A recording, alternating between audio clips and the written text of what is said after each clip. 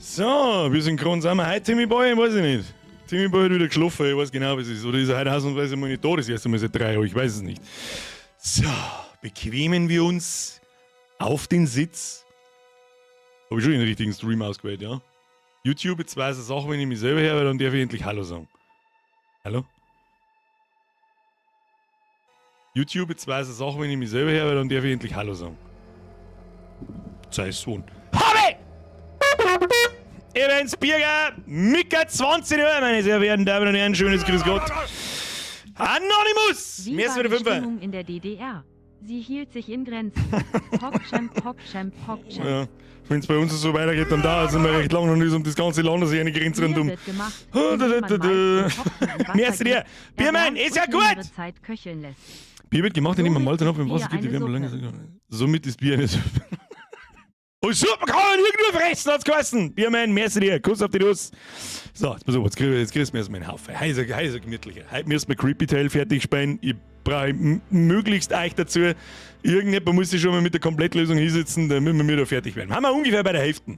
Wenn ich euch fragen darf, warten wir bei 21%. Skulls and Likes, Likes wo? Berechtigte Frage. Mir ist für 12 Monate. Danke für 1 Jahr Loyalität. Kuss auf die Nuss.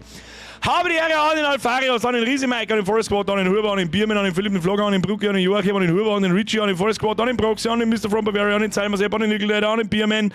Haben wir schon 2 Mal gehabt, scheißegal. An den Schnutschi, schöne Grüße in die Schweiz, schön, das habe ich mir merken können. An den Zach, an den Capricorn, an den Dominik, an den Nachtigall, an den Christian, an den Feed Madeira. An den Jolmax, an den Tammy, an den Feed Madeira. Die 2 mehr habe ich dritte eingeschrieben. Das hat's mir schon sehen, nicht Zigeuner, das ist spät. Das Kruzifix nochmal. Herr Dockner, schöne Grüße nach Österreich. So sieht's aus. So, wie schauen wir aus? Schauen wir gut aus. Ja, du weißt, was mein Gott, ich hab schon wieder den ganzen Namen noch umeinander programmiert. Ich hab schon wieder ein Flashback von letztes Jahr. Timmy Boy! Ah, warum funktioniert das Scheiße nicht? Was ist da los? Was ist da los? Seit wann tust du über den Superchat? Warte mal. Ich hab etwas vergessen. Ich hab vergessen, dass ich etwas drin hab was mitgebracht. Keine Werbung. Aber unweigerlich ist es dadurch natürlich ein bisschen eine Werbung, aber es hilft nicht. Das ist ein Arschloch. Und das ist ein Arschloch. Löwensepp, habe ich dir, Bürger, ist fucking schöner Stream. Ackerbräu, Schloss Hell, los das Schmecker und merci dir. So, ich lasse mir jetzt auch kurz schmecken, Moment.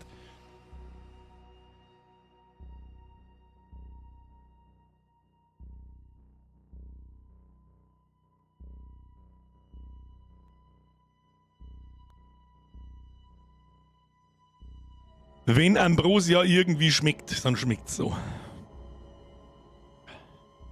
Vielleicht muss ich wirklich mal über meinen Schatten springen und Dr. Pepper einfach mal anschreiben.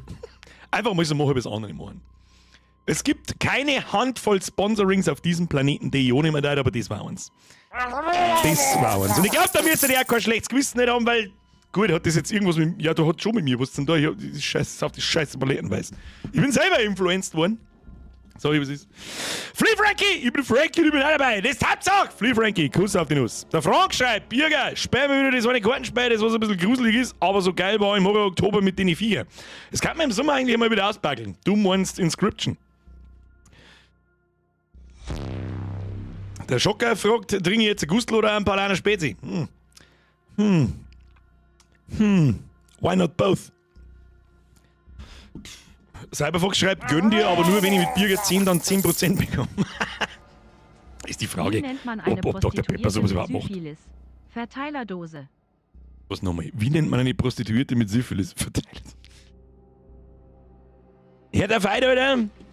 Als eingetragener Community Granddad lasse ich den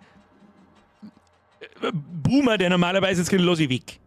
Dann ist es in Ordnung. Ja, der Feind oder merci dir. Marvel, merci für 21 Monate. Mich hat es heute voll zerlegt, liege mit Fieber im Bett, wünsche allen schönen Stream. Ich wünsche dir eine gute Besserung. Ich glaube, der Marvel Maniac braucht mir wieder ein Herz als Spam. Da geht's gleich wieder. Jetzt muss ich mir bloß ein wenig zusammenreißen, dass ich jetzt nicht gleich volle Kanone ins Mikrofon reinkomme. Erst Spätsee, dann ein Gustl. Oder umgekehrt. Nein, ich darf mir einen Biergeschmack nicht versauen. Und vor allem musst du mindestens 10 Minuten, Viertelstunde warten, wenn du dann Täube aufmachst, weil sonst hast du so viel Zucker im Maul, dass du nichts schmeckst. Herr Gänse! 79 Monate. Habe dritt so kurz vor 80 Monaten auf einen tollen Stream. Grüße aus Osterhofen. Schöne Grüße zurück. Kuss auf die Nuss. Ein Leberkranker im Swimmingpool. Brausetabletten. Was du der Leberkranker in der Disco? Tanzt du bis zu Fetzen fliegen. Ich weiß nicht, den glaube ich haben wir uns in der 3. Klasse schon erzählt. Da haben wir aber meine schon hin. Das ist der Love. Love heals. Was da los, Doktor? Lebensretter Birk bei am Start. Jawohl, endlich Entspannung und Entertainment. Auf einen guten Stream. Lehnen Sie sich zurück. 10 Euro sind 2. Du weißt das. Endlich Entspannung und Entertainment. Auf angehörten Stream. Ich kann für weder das eine noch das andere garantieren, aber gut. Mir sind jetzt 10 ist 2 und du weißt es. Quacksalberchen, du bist da schon seit 1000 Jahren dabei. Ja, 59 Monate, um genau zu sein. Ich hab gestern meine Weisheitsszene rausbekommen und du bist die beste Ablenker. Da habe ich Angst vor die Weisheitsszene bis heute.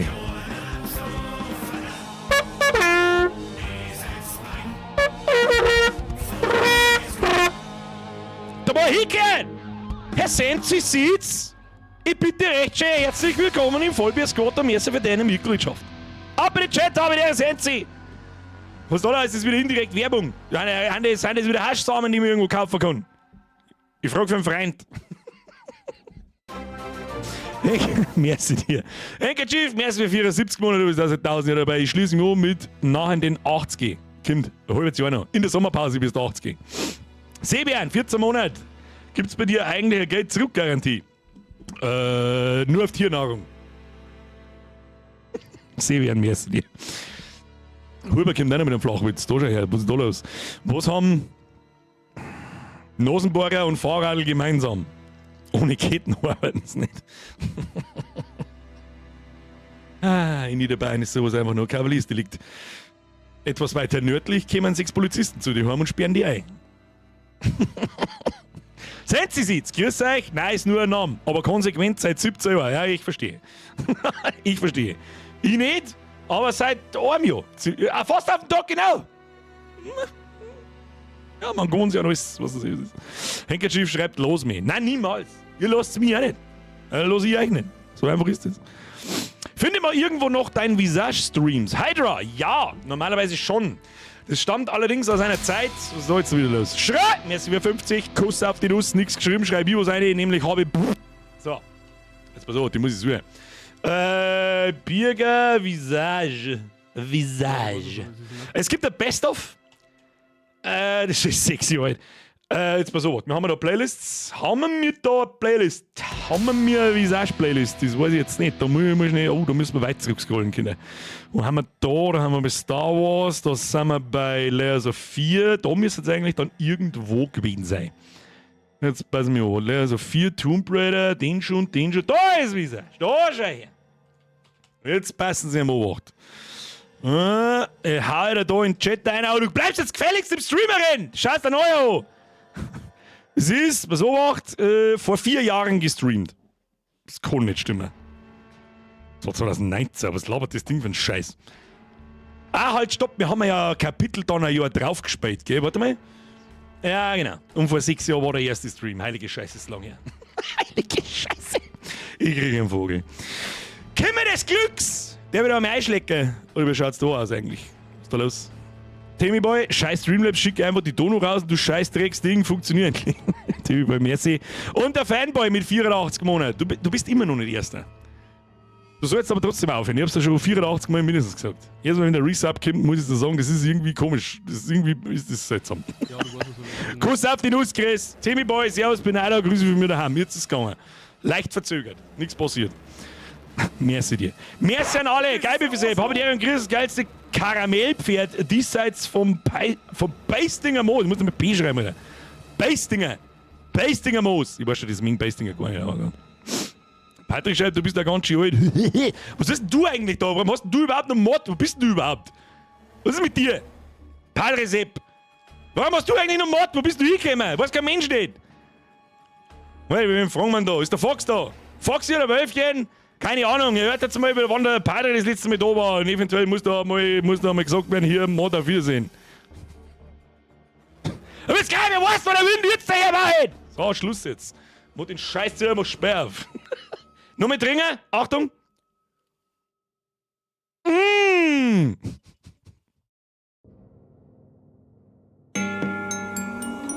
Jetzt wird Musik, ich es.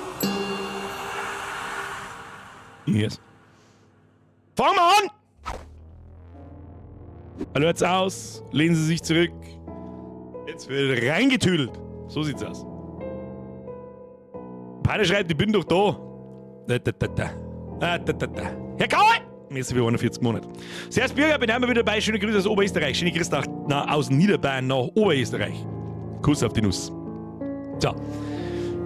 Bitte lehnen Sie sich zu. Jetzt kommt der Dambeck mit einem Zehner daher. So, Lohn ist da, nimm sie, lass der Glück gehen. Moi. Kaufe ich am Gnidl, Unterhemmer und mittlerweile am Plötze und am Brocken auch, aber die sitzen auch ein bisschen neben mir, wenn ich die Leberkasse mich fries. So, kriege ich beim Edeka, noch ein Stückerer 6. Vielleicht, wenn ich ganz nett frage, kriege ich ein 7. Wie heißt denn im Kaufland?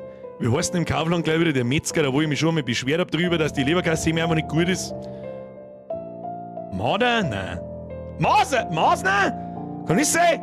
Alter, da kostet eine scheiß verfickte Leberkasse mit 2,50 €. Ich hab's wohl volle Kanone mit Anlauf ins Hirn geschissen. Den nehme ich nicht einmal. Nein, nie wieder. Kauf wieder unter eine. Krieg einen Vogel, krieg ich da. Ziehen gebe ich mir jetzt wieder einen Fünfer. Habe Trick von der Montage und Grüß und Knirscheiben von 5,5 aus. Ziehen gebe ich Kuss auf die Nuss. Oberlandler, so, Tabletten sind bereit, los geht's. Ich glaube, wir brauchen keine Tabletten. Ich glaube nicht, dass wir Tabletten brauchen. So, Kapitel 7, der Albtraum. Weiter geht's. Wo haben wir einen Stäblim? Was? Nicht Masner. Wasner? Heißt der Wasner oder Masner? Oder Maser? Weiß ich nicht, Alter. Weiß ich nicht. 2,50 € für eine Leberkasse ist das Letzte. Das allerletzte. Und beim Edeka bei uns kostet es 1,50 €. Das ist auch schon viel. Ja, vor einem Jahr hat die nur 1,20 € gekostet, vor 2 Jahren hat es 1 € gekostet. Da ist erstens der Leberkasse doppelt so dick und doppelt so gut. Mir irgendeine Scheiße verzeiht, dass ein Maus aus der Leberkasse ziemlich gut ist, dem kehrt sowieso der Dünndarm gegessen. So, spielen. Maul halt nicht. So, was haben wir? Ja, genau, das weiß ich noch. Da können wir jetzt aus der Wir haben in den Traumfänger reingegangen. Da spielen wir heute übrigens Creepy Tale 3. Absolute Perlen, dieses Spiel. Und, jo. Gut, geil. Merci dir. Derry Birger, dank dir, Honey, Vanilla Coke und Lemon Coke in Dosen daheim. Auf ein schöner. Ist auch gut, ist auch gut. So, Lemon Coke kenne ich nicht. Ich habe immer Cherry Coke und Vanilla Coke. Egal. So, jetzt spielen wir. 2,50 ganz normal. Nein, das ist nicht normal! In Österreich ist 2,50 nix. Ja gut, bei euch ist es erklärt, warum sie nur mit 20 € anschmeißt. Ich wohne aber nicht in Österreich. Da 1 € beim Globus, ja? Das lass ich mir eingehen. Du kriegst so viel Leberkäse, dass du nicht da fressen kannst. So, jetzt geh ich da mir rein und schau, was passiert. Naja, dann geh ich wieder da rein. Okay, wahrscheinlich muss man da irgendwas dran. Was passiert dann?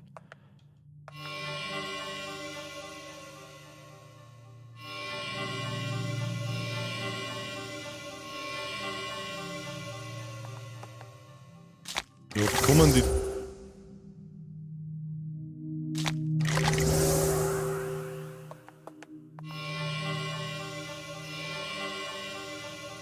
Versteht irgendwer irgendwas? Was ist denn jetzt? Musik aus. Das heißt normal nichts Gutes. Mauling, Servus Chef, grüß aus Oberösterreich. Schöne Grüße zurück, Kuss, Schluss jetzt. Schluss jetzt mit der Runde-Netterei. Frau Herzinger, immer. Servus Bürger. Bin seit der Plague Tale 1 dabei und bin jetzt gerade, Frau Herzinger, gut, ich weiß nicht genau, seit wann du dabei bist, aber du bist seit Ewigkeiten dabei, das weiß ich. Bin jetzt gerade dabei, Dead of Night zum 5. Mal zu schauen. Das ist einfach zu gut. Bist der beste Bussi aufs Bauch. Frau Herzinger, das nehme ich mit Handkuss. Nein, das nehme ich mit Bauchkuss. So. Dankeschön. So, Schluss jetzt. Okay. Learn the hard way. Ja, aber was gibt's da zum Lernen? Ich meine, die roten Dinger zeigen. Also, mehr Optionen wie nach da oben haben wir nicht. Also, woher soll ich denn jetzt. Das schaut alles gleich aus. Oh, wow, tolle Wurst. Tolle Wurst, dann gehen wir wieder da rein und drehen wir das Ding wieder. Da hangeln wir uns jetzt einfach durch. Das wird ja nicht helfen. Was weiß ich. Was ist das? Okay, also da kommen wir nicht weiter. Also das teleportiert uns jetzt wieder nach links unten. Ja, das habe ich mir gemerkt. So, das brauchen wir jetzt nicht. Da drehen wir jetzt einmal. So, das machen wir wieder mit mehreren Du. Okay, das macht da überhaupt keinen Sinn. Also, falls irgendjemand ein Muster außer sagt, dann sollte man es bitte sagen. Ich sage nämlich keins. Die Scheibe zeigt an, zu welcher Tür du kommst. Nick. Ja, das gehört da eigentlich... Jetzt müssen wir... Das hat ein bisschen was von Simon Says. So, da waren wir. Das drehen wir jetzt einmal. Da waren wir noch nicht. Wo kommen wir hin, wenn wir... Dann kommen wir wieder zum Start. Kruzifix. Okay, gehen wir da rein. Ich krieg jetzt schon einen Schlaganfall von dem Sound! So, mit rein.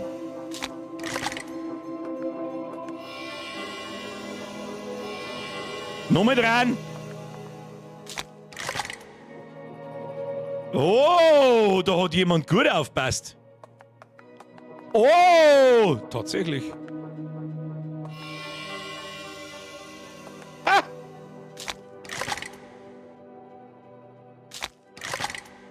Aha.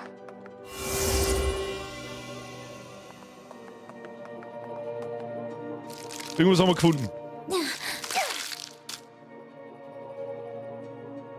Ich bin schon so kaputt. Was haben wir da? Ein Fläschchen mit der Kristallträne. Und was hilft mir das? Ach so. Haha! Okay. Da wollen wir nicht hin. Ich weiß ja gar nicht, wo wir überhaupt hin wollen. Wo wollen wir überhaupt hin? Was müssen wir überhaupt tun? Ich hab doch keine Ahnung. Da oben waren wir noch nicht, oder? Da drehen wir mal das Ding. Da wollen wir auch nicht hin. Und da oben wollen wir eigentlich auch nicht. Was? Wir gehen jetzt da wieder zurück, oder was?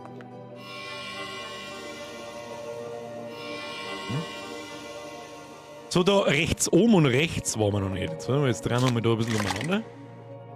Okay, da können wir jetzt da auf. Und ansonsten die nochmal dran, dann gehen wir nach links unten. Ja. Also machen wir so. Kann ich die Kristallträne da hernehmen auf die anderen Dinge? Nein. Vielleicht kann ich die Kristallträne hernehmen bei Dingen, wo... ja. Dass die dritte Blüte da... schau hier, haben wir schon rausgefunden. Da brauchen Sie sich mal überhaupt nicht hinunter tun. Aber das hilft uns nichts. Es geht nach links unten, das geht nach links oben, aber nicht da hin wahrscheinlich, wo wir wollen. Aber probieren wir es mal. Was haben wir da?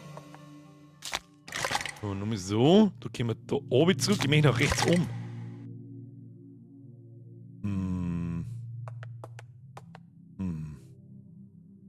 Ja, gehen wir mal nach rechts unten zum Start. Da hat nämlich auch eine Blüte gefeit. Ein Blütenblatt, besser gesagt. So. Das pimmelt man mal da auf. Also vielleicht checkt es ja noch jemand. Ich hab nämlich auch nicht drauf aufgepasst. So, da gehen so kleine Pusteln weg. So kleine Kugeln nach. In diese Richtung. Das heißt, wenn ich jetzt reingehe, komme ich in die Tür nach rechts um. Wenn ich das jetzt drehe, dann fliegen die woanders hin. Jetzt fliegen sie nämlich straight nach oben. Und für das habe ich die Träne braucht. Ich verstehe. So, jetzt schauen wir mal, das geht nach links. Rechts, das geht nach links. Das wird gar nicht. Das funktioniert gar nicht. Dann schüttet man die Träne drauf und dann funktioniert das auch. Ja. Geht aber jetzt wieder straight nach unten. Jetzt hilft mir natürlich nichts. Haben wir noch irgendwo eine leere Blüte? Na, irgendwie müssen wir uns so einen Weg. Gehen wir mal da oben. Schauen wir nochmal. Rechts unten haben wir alles. Schauen wir da nochmal. Da rechts müssen wir irgendwie. Die Frage ist bloß wie. Wir müssen da rechts Es muss doch irgendwie möglich sein. Das war... da waren wir noch nicht. Rein mit dem Ding.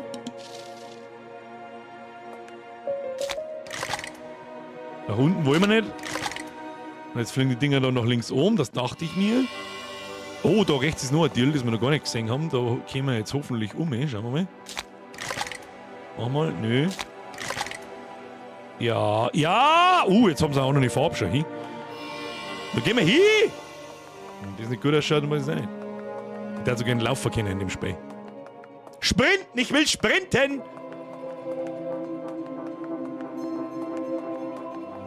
Oh Gott, da ist der Eulenmann wieder, der frisst uns Hey wahrscheinlich. you! Take me back home this instant!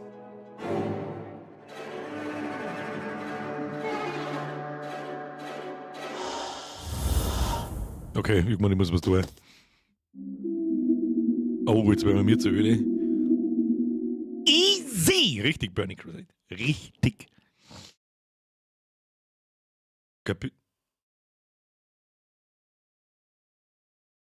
Wollen wir nicht in Kapitel 7 gerade?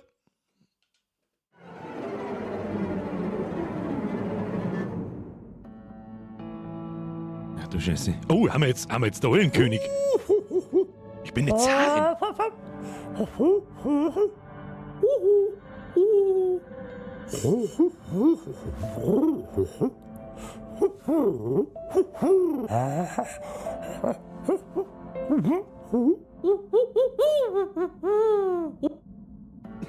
Okay. Kapitel 8, der Weg. Ja.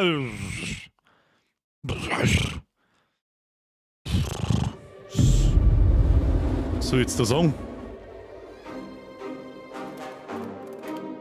Ja. Das ist die einzige Art und Weise, wie ich auf dem Planeten bitte irgendwo hingetragen oder hinkommen werde. War das gerade falsch oder richtig? Ich bin mir nicht hundertprozentig sicher. So, wie es ist.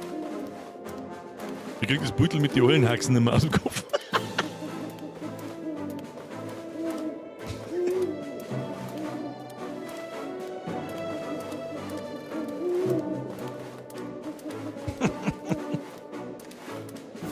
Alter, die Nocker, die Eule ist wirklich... Heiligsblechle.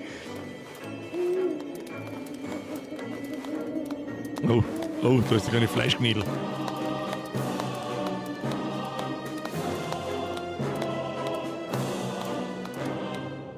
Wenn sie keine Fleischknädel so stark freut, dann kann das kann nichts Gutes heißen. You're naughty, girl. You got out after all. Well, I don't need it. You want it? We'll settle up later. Sure. I always dreamed of being in charge. Gib ihm den schon! Oh. There be no ruling for me. The crown is as no crown means no help. Keine Arme, keine Kekse. Just try believing Moloch after that. Tell me, did you look out for the other kitties or just yourself? Gute Frage. Save them. It's part Oh, of the game, Safe right? Mission. Achievement gekriegt. Wofür auch immer. Really? That's unexpected. Well, what are you waiting for? You think that mass adoration is going to last forever? Look, some of them are starting to suspect something. Time to run. Der Boden ist wirklich aus Zähnen, ja, das stimmt. Muss das jetzt wieder sagen? Das war mir schon wieder nicht aufgefallen, ich wollte es gar nicht wissen. Das war ein Kurzkapitel.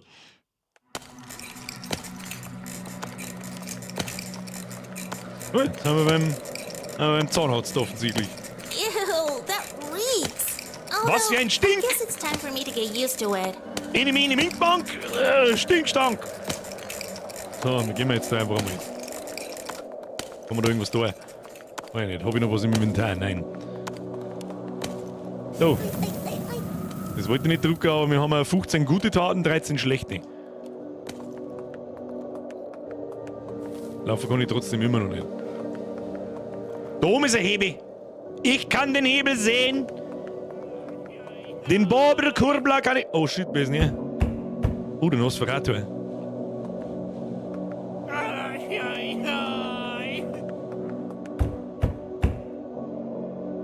I have a very bad feeling about... Up!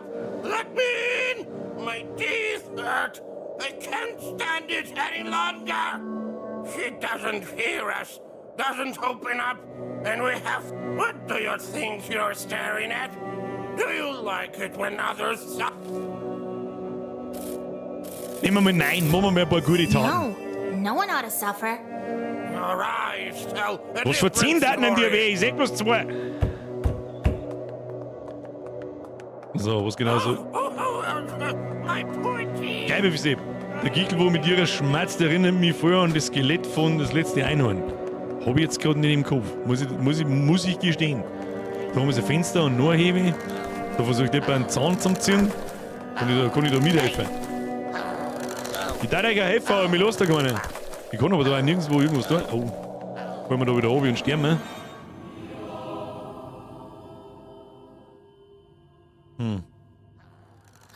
did I expect?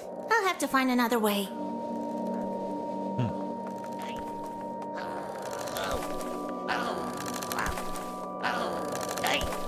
Einfach einmal X smashen, wenn's passiert. Oh Gott, ich Pause geschaut, ich hab's genau gesehen. Warum ist denn da schon wieder ein versteinertes Kind? Mag ich's wissen. Da haben sogar zwei Hebeln, gell? Oh, mit dem kann man schmerzen, so. Aren't you tired of banging on the door? Why don't we look for another way? Where do you think? Away from here. Maybe there's a way through the castle? That could be. But there is no getting into Herr Goldie, the castle. merci dir! Schön für Umziehen vorbereiten und Bürgerschauen. Beste Leben, Deep Counter Ghost. Ach du Scheiße.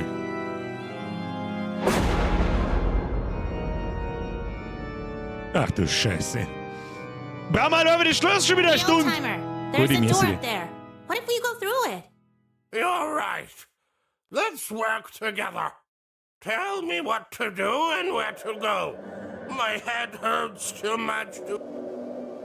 Jetzt kannst du zwischen Charakteren wechseln. Um den Charakter zu wechseln, drücke den. Aha! Ist ja interessant, vielleicht kann er kurbeln. Boah, aber Kurbler! Diesmal drückt man nur nach unten und nicht im Kreis. Das ist eine gute Idee.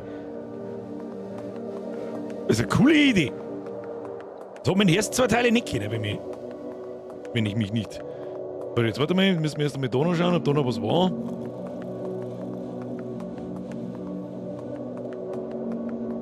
Was mich jetzt gleich einmal interessiert, bevor wir mir da irgendwas tun, ob ich mit ihm, weil er scheint der kräftigere zu sein, wenn er kurbeln kann, aber sie nicht. Vielleicht kann mir einer da hinten beim Zahnziehen irgendwie helfen. Das ist meine erste Idee. Meine erste Idee. Nein, kann man nicht. Ah, gut. Eine Sprintenfunktion war toll. Creepy Tail 4, bitte Sprinten einbauen. Ich krieg einen Vogel mit den 2 km/h Idioten. So, was mich auch noch schnell interessiert ist, ob sie kurbeln könnte jetzt. Ob wir das nur triggern haben müssen. Schau mal. Ah ja, sie könnte auch kurbeln. Es ist die Frage, macht es einen Unterschied zwischen den 2 Charaktere oder kennen die das gleiche? Ich schicke jetzt mal Jam auf. Oh. Gescheiter ist das. Ah. You've got heavy bones, old man. Okay, also es macht einen Unterschied. Versteh schon, versteh schon. So, dann gehst du da rauf. Und er soll uns aufkurbeln. Ah, passt. Herr Bahako, ich weiß. Another way oder irgendwie so. So, jetzt müssen wir da mal schauen, was ist das?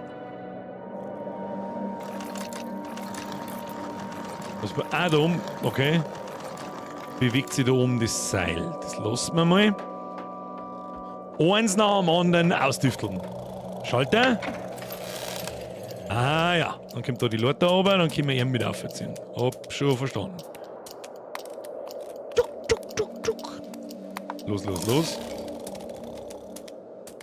Gehen wir da so und gehen wir mit ihr weiter. Some other place, was hab ich gesagt? Hab ich irgendwas anderes gesagt? Ich hab irgendwas anderes gesagt. So, was kann das Ding? Ich höre einen Timer. Ah, okay. Ah, ja, okay. Machen wir so.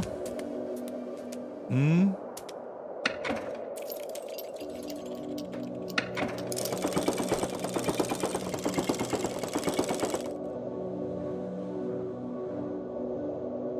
Heute jetzt ewig, oder?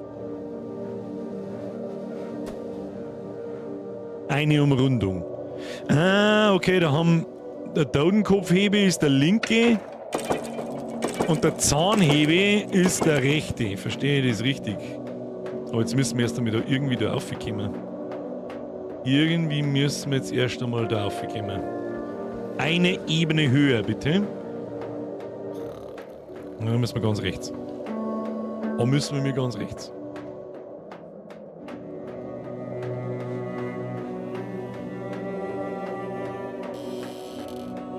Gehen wir mit da. Oh, warte mal.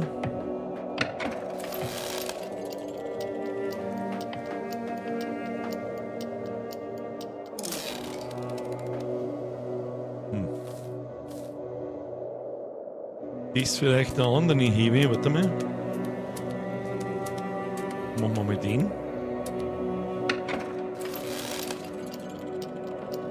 Ah, shit, jetzt bin ich zu weit weg.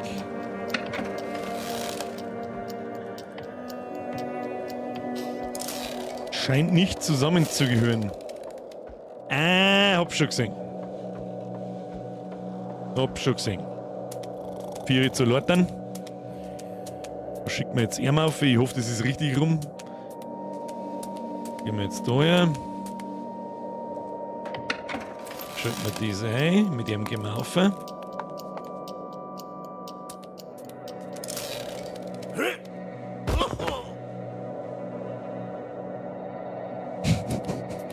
Natürlich ist es nicht richtig rum, das müssen wir jetzt mit ihrer probieren. Ansonsten sehe ich da schon wieder ein kleines Problem.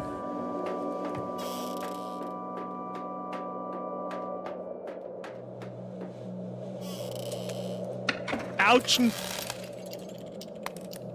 Da gehen wir mit auf. Oh, da oben ist ein Hebel. Ah, sie kommt um mich schon, ja. Da ist ein Zahn!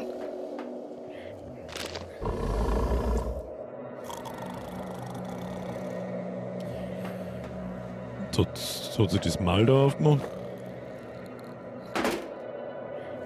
Kann sie das? Ah, Moment. Hab schon verstanden. Gehen wir da zurück aus, nehmen wir den Hebel in der Mauer drin und ziehen wir sie nach oben.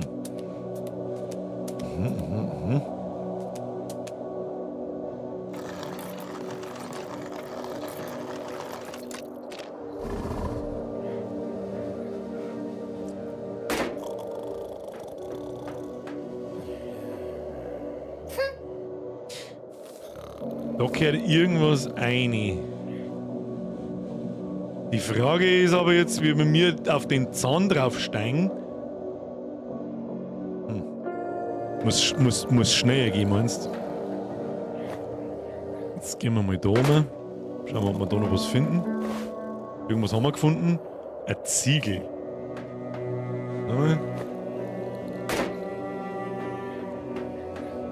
Where on earth am I supposed to put that?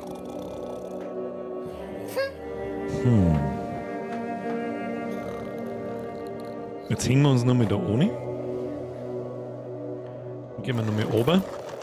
Steigen wir nochmal auf den Zaun drauf und sind wir ein bisschen schneller beim. Weißt du das schon? Machen wir jetzt so. Jetzt geht das da oben auf. Wir hängen uns ohne. Ziehen wir uns nach oben. Und schauen wir, ob wir ins offene Maul ein Zielsteuer da können.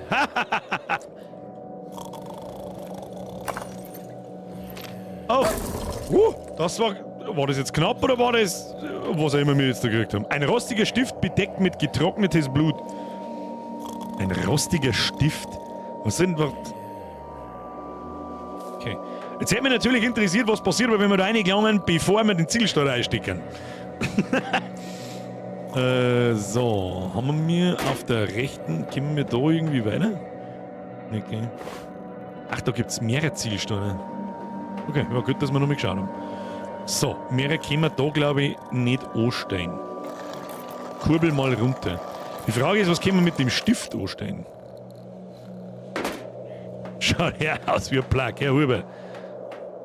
Was meinen Sie schon wieder? Claudio! Du bist die Einzige, die mir lieben tut! Und Jacqueline auch! So, Zielsteuerstift. Kämen wir jetzt. Warte mal. Er hat wahrscheinlich nicht das gleiche Inventar, gell? Natürlich nicht. Kämen wir jetzt, drücken wir mal das Ding da.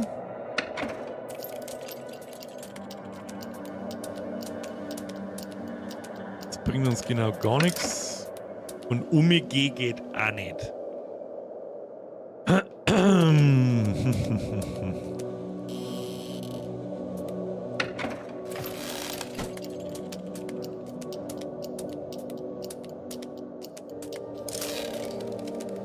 Das ist auch zu kurz.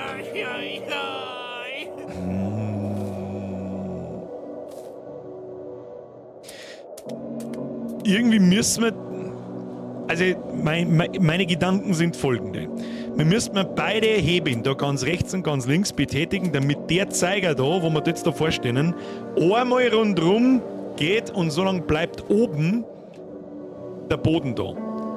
Die rechte Seite von dem Boden, die haben wir noch gar nicht gesehen. Und ich habe das Gefühl, dass man mit dem Stift vielleicht die Uhr da blocken kann. Also, dass die halt stehen bleibt. Verstehst du? Jetzt machen wir mal so und lassen wir die Leute nochmal runter, weil das hat ja nur sie, das Ding.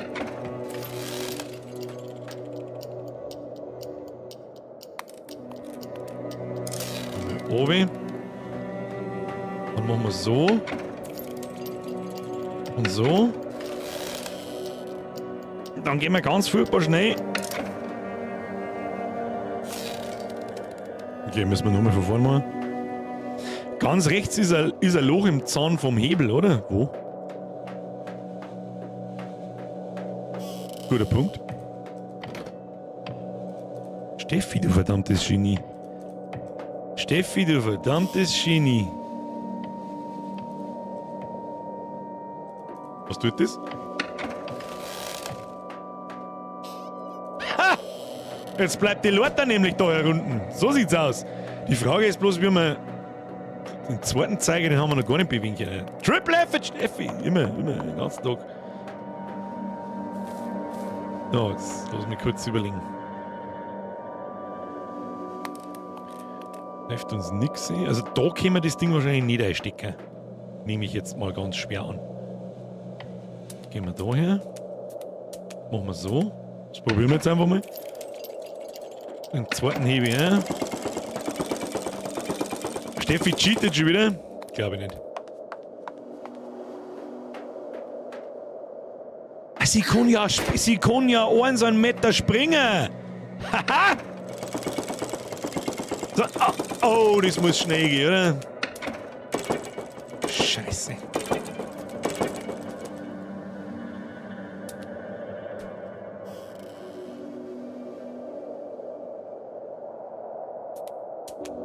Habt ihr so eine Idee?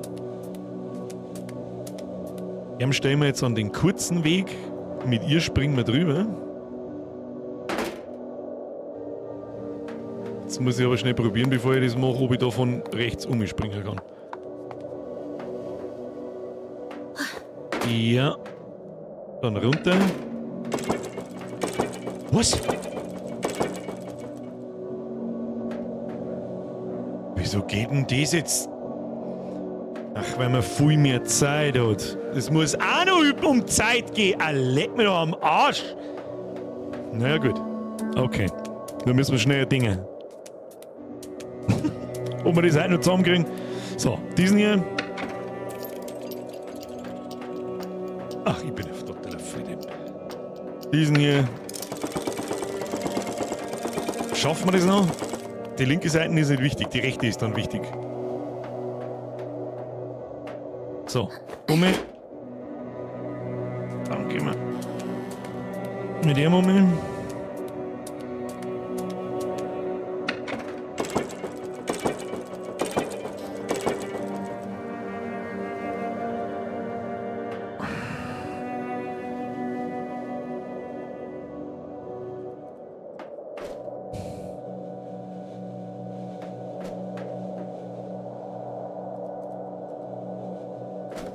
Hab eine Idee.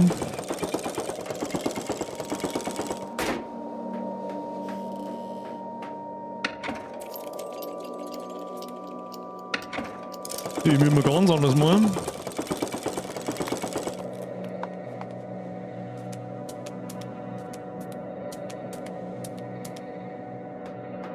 Move! Move, Dirndl, move! Da warten wir jetzt, bis das weg ist, weil dann kann ich umspringen. Ha! This is all useless, and she won't let us in before midnight anyway. Geht sie There's not much aus, time geht sie left aus. now. We can wait it out. Relax, old timer. No, girl. Time doesn't pass by itself here. Irgendwas ist auf alle Fälle schon wieder komisch. Naja, gut. So, was ist mit ihm da? Lass mir mal Viere gehen. Da lassen wir mich einmal 4 gehen. Was soll denn? Da ist ein Zahnteil! Du wieder runterfahren? Das nehmen wir natürlich mit. Also mit dem deren weiß ich noch nicht. Ein kolossaler fauler Zahn. Sehr schön. Dann noch mehr auf.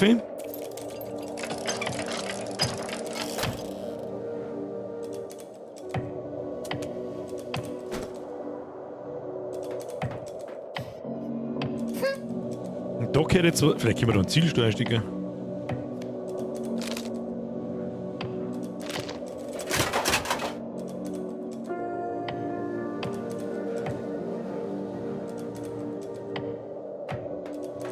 Das verstehe ich Can't be nicht. moved without a lever. Can't be moved without a lever. Wir brauchen einen Heber. Wir brauchen wahrscheinlich einen Hebel. Also mit ihm können wir ja da jetzt nicht auf, wenn ich das richtig sehe. Das schafft wieder bloß er wahrscheinlich. Und da haben wir einen Hebel. Da schon her. Liegt da umeinander. Ja, den stecken wir jetzt da mal rein. Dann betätigen wir den Bums. Jetzt können wir mit ihm auf.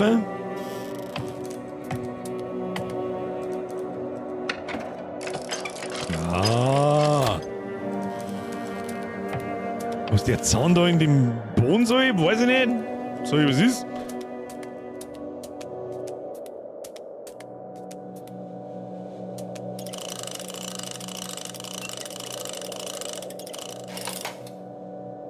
Ist da irgendwas passiert? Da steht auf alle Fälle 2. Was sagt uns das?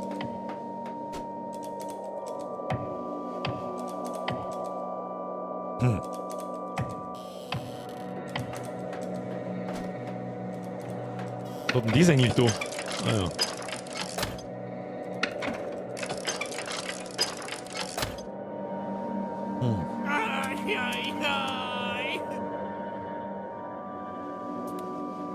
Was genau passiert, wenn wir das Ding betätigen?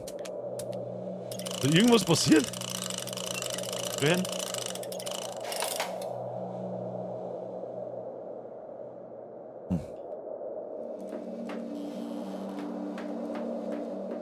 Irgendwas ist mit dem Zahn da.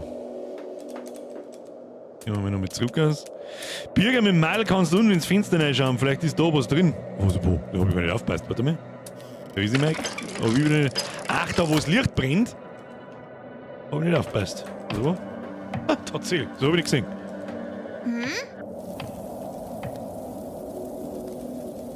Da ist ein Kuchen.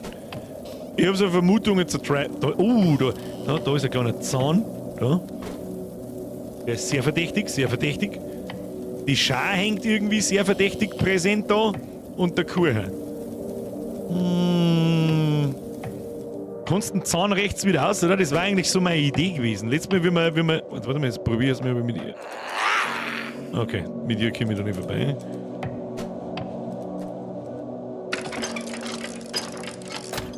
Der Kuchen ist eine Lüge springen, das ist richtig. Nee, ich kann da nichts da mit dem.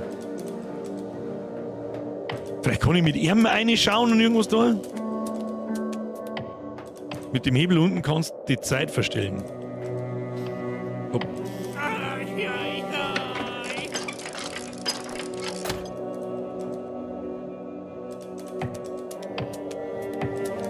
Dem da? Ah. Voll wrong button.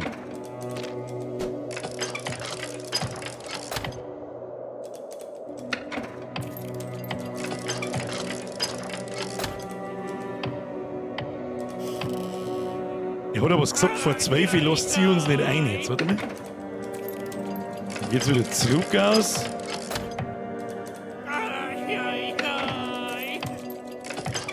Und da haben wir 5 Minuten vor Roh. Verstehe ich nicht.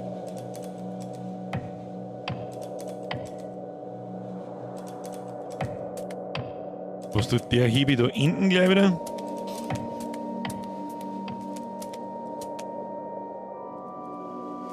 Den kann ich gar nicht benutzen. Na gut.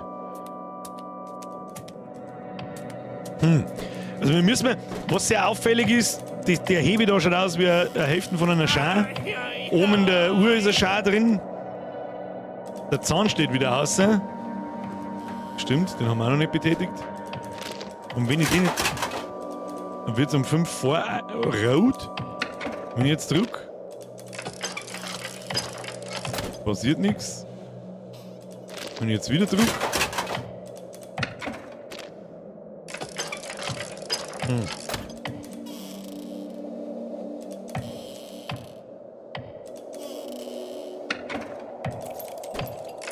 Dann geht's wieder zurück, Gas.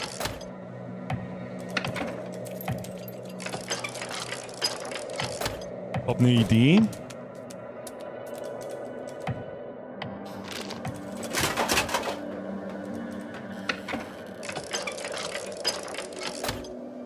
Zeiger müsste immer nur bei 5 vor sein und wenn man vorne jetzt an der Kurve dran geht, er vielleicht auf 12. Ich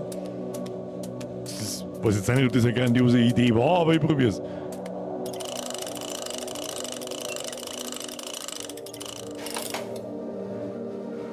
War keine grandiose Idee. Bleib mit dem alten rechts stehen und fahr mit der kleinen oben in den Aufzug wieder runter. Dann kannst du dann wahrscheinlich die Uhr auf 12 stellen. Aber wie? Ich kann mit ihrer ja nicht rechts zu dem Hebel hingehen. Beim Runterfahren wird es später, beim Auffahren früher.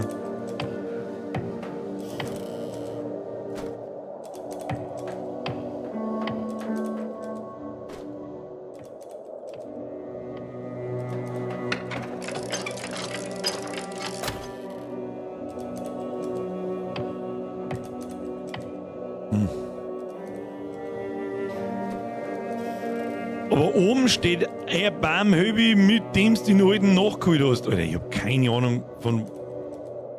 Aber oben stehst beim Höbi, mit dem du den alten aufgeholt hast. Ja, aber es ändert sich die Zeit nicht mehr, wenn ich da oben umeinander tüdelt. Das hat irgendwas mit diesem... Wird nur später, wenn der Zahn aus ist. Es hat schon irgendwas mit dem Zahn da drin zum Tor, bloß habe ich noch nicht ganz verstanden. Zahn sperrt die Uhr, der untere Hebel macht beim Rechtsdrücken die Uhr vor.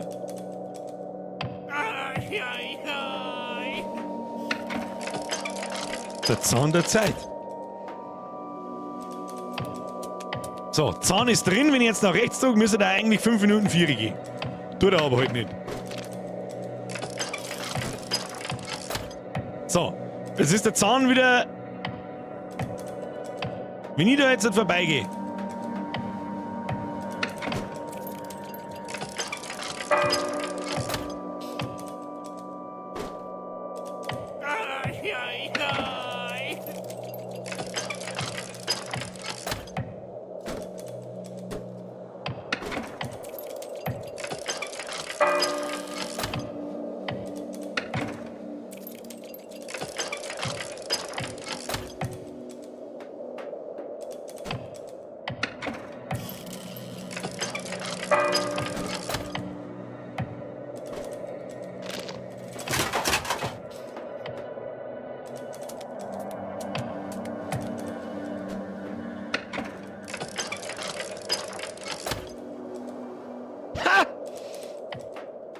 Müssen wir mit dem alten Vier hier. Schon einmal um! Ja, Punkt 12 ist! Punkt!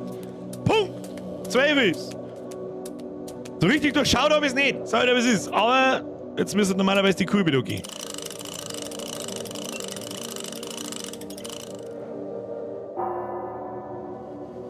Und jetzt fährt die Plattform runter.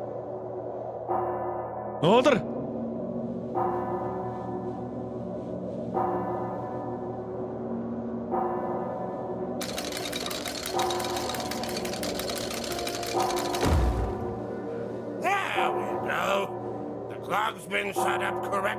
Der Anzug ist unten angekommen. Also, wer hat denn das übersetzt, sag?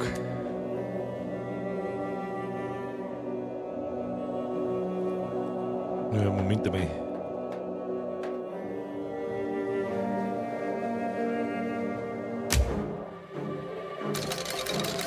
Okay, irgendwann wir müssen mehr wieder da lassen.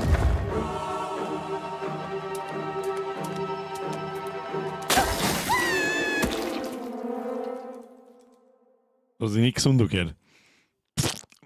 Kapitel 10! Die Tante. Ah, geil. Geiles Battle. Oh.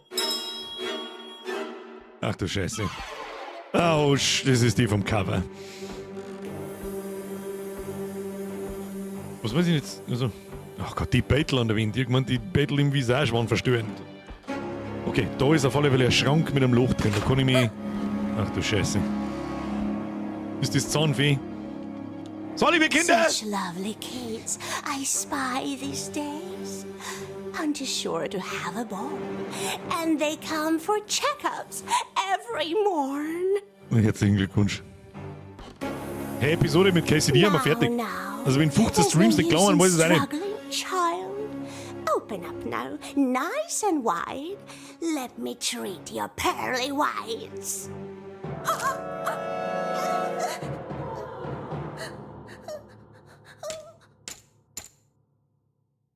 Why so angry, little one? Do you know not of sugar plums? Did your mother not feel your tum? If she won't feed you, then I must. Let me fix this and stuff your mouth full of sugar by my own design. You lick your fingers, no more tears.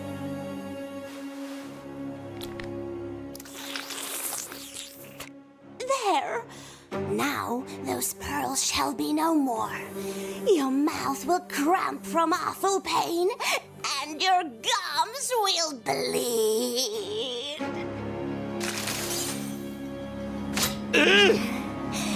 And until come to snatch your teeth, 1, 2, and good as new. Und ist du wieder gesund?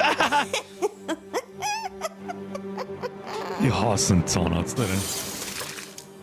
Ich hasse ihn. What? Stay here a while, and I'll bake you some fluffy bread. You won't need teeth. Your gums will do just fine. Brother, tu die Alte jetzt weg! Also alles, was ich vom Cover weiß, ist, wir müssen es abstehen. Ich weiß bloß noch nicht wie. Offensichtlich... Gleich wieder ausgeschwimmt in den Schund. Oldtimer, help me! Give me your hand and get me out of here! I'm sorry. If I save you, Auntie won't fix my teeth. Wait! Don't leave me here! Backstabber. Fine, I'll get out by myself.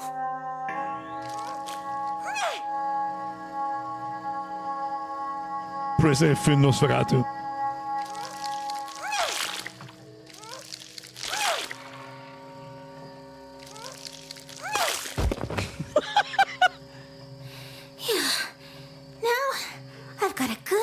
To be scared of going to the dentist.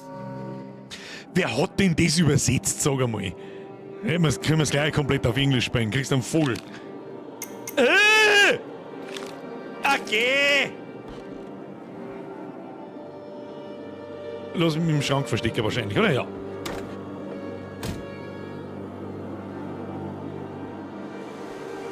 Oder wo kommt die alle oder kommt sie?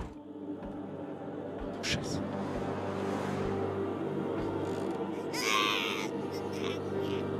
What a sly child. It's hide and seek we're playing, eh? My count is up. So I'm on. Oh nein, nicht wieder von der Alten die ganze Zeit davonlaufen. Nicht. Die Alte hat sich gerade die Sixten ausgenommen, oder was?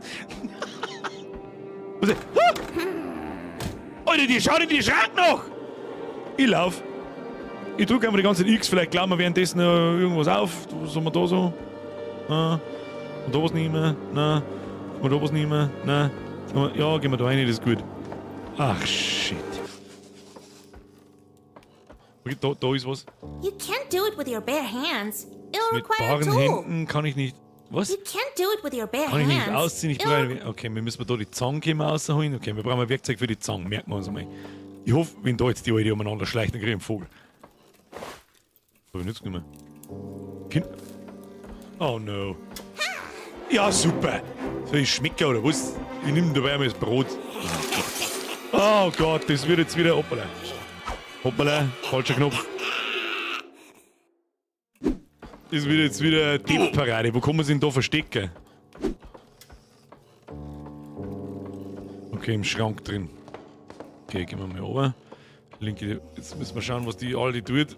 Rein in den Schrank. Ja, natürlich kommt sie da oben. Schaut die random in die Schranke, bitte nicht. Was ist denn da? Okay.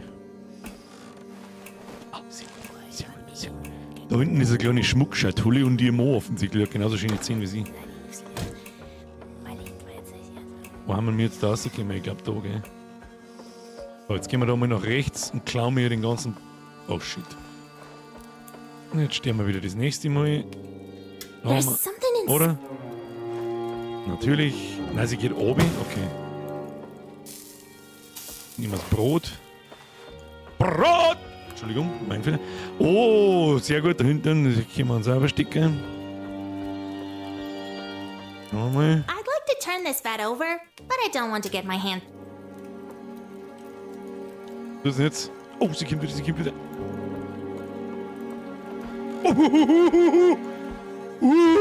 Brot!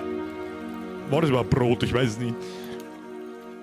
Da werde ich mich nicht vorbeischlägen können, aber jetzt gehen wir gleich mal raus und schauen, was das ist. Kolossales Karamellbonbon, weiches Brot, weiches Brot. Was ist das? Warte mal. Okay, da können wir nichts reinwerfen. Jetzt geht's wieder zum Lesen, dann haben wir da kurz Zeit. Da können wir sonst nichts machen. Jetzt gehen wir mal links in die Tier ein. Was ist das? Lest jetzt, also. Okay, da ist zu. Als nächstes geht's nach unten. Da müssen wir jetzt auf die Schnelle ein Versteck finden, weil sonst haben wir gefickt und... Da sind die Kinder! Oh Gott im Himmel. Okay.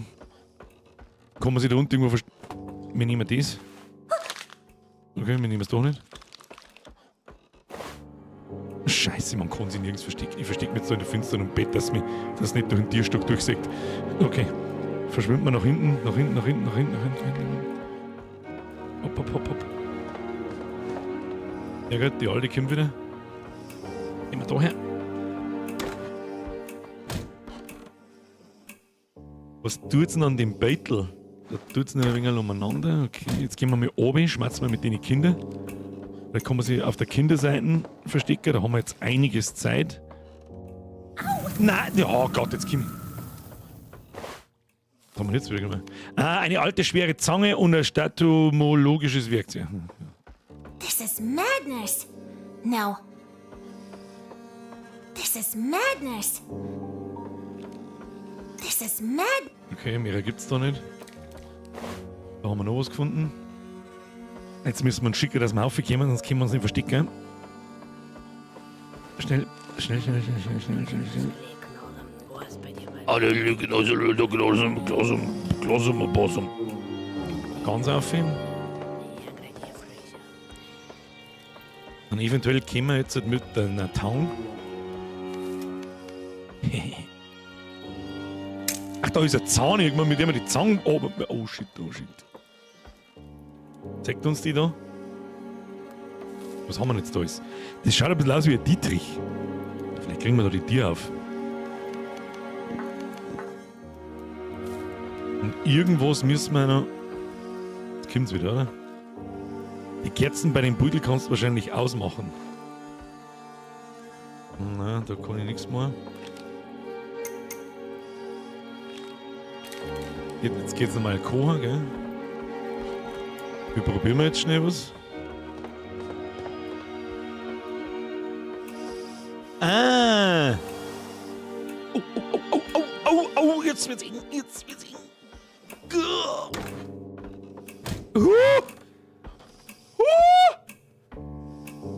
Mr. Episode! Die habe ich total übersehen. Kuss auf die Nuss! Welcome to the Squad. Ab in den Chat, habe die Ehre an die Episode. Merci für die Mitgliedschaft. Bin gerade ein bisschen unter Stress. Merci dir. So, kann ich mich da jetzt... This tool looks like a lockpick. That's what. Oh, oh, oh, oh, oh. This damn blob! I'm fucked. Ja, das war's.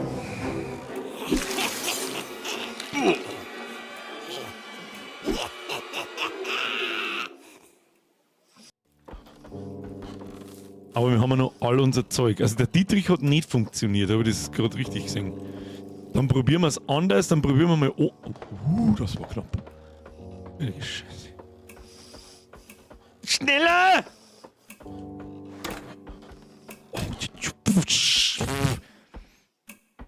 Dann müssen wir warten bis...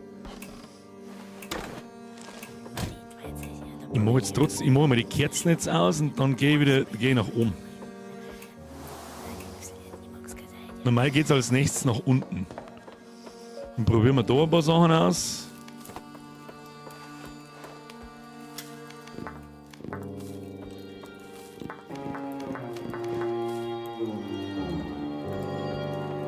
Ne. Was sagt's da? I'd like to turn this vat over, but I don't want to get my Aber ich hands will- dirty. Geht sie nicht immer in den...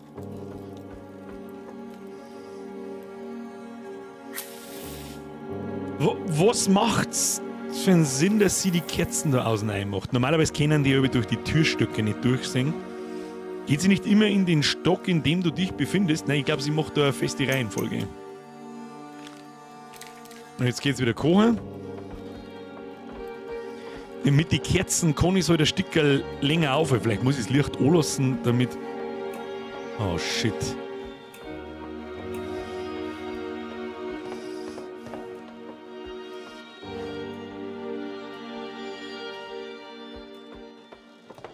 Vielleicht muss ich die Kerzen anlassen, damit ich einen Dietrich benutzen kann, damit ich halt irgendwas sehe. Keine Ahnung.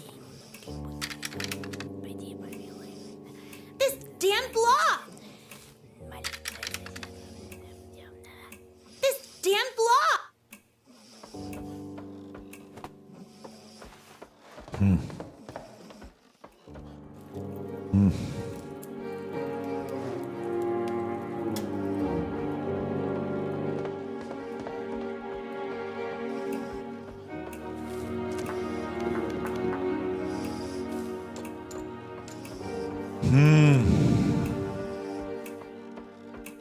Stimmt, da waren wir noch nicht da hinten. Das dachte ich mir.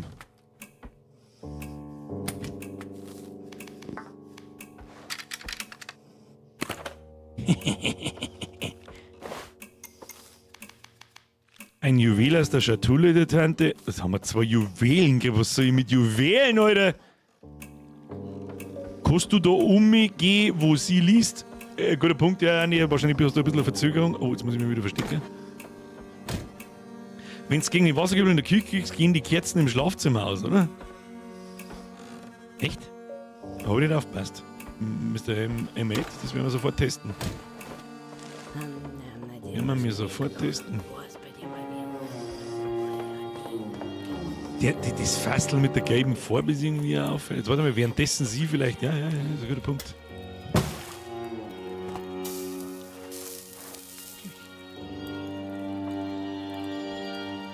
Müssen wir es vielleicht schaffen, alle Kerzen auszumachen?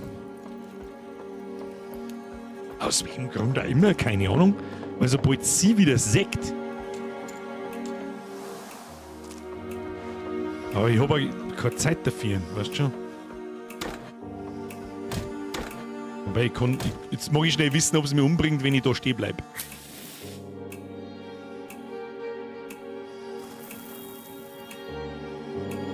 Ich möchte wissen, ob es durch den Tierstock durchsägt.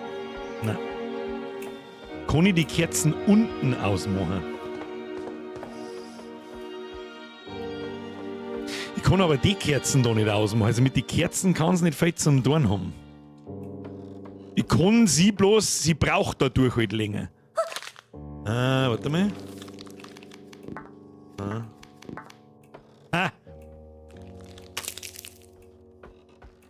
Zahn. Ist die Frage, kommt sie da rein?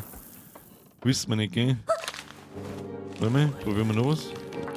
Ja. Jetzt Kinderzähne. Was kann ich mit den Kinderzähnen da fangen? Was kann man mit den Kindern 10 anfangen?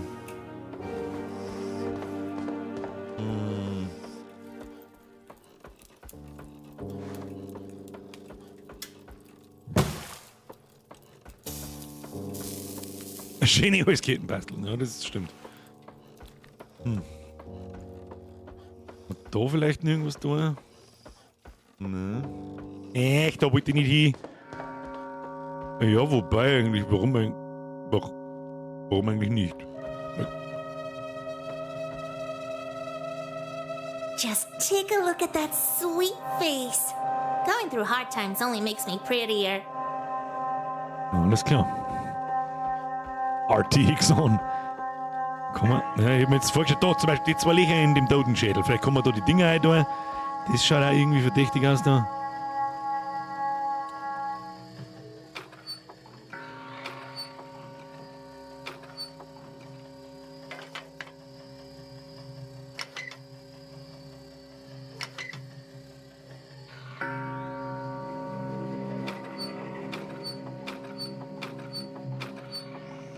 Hä?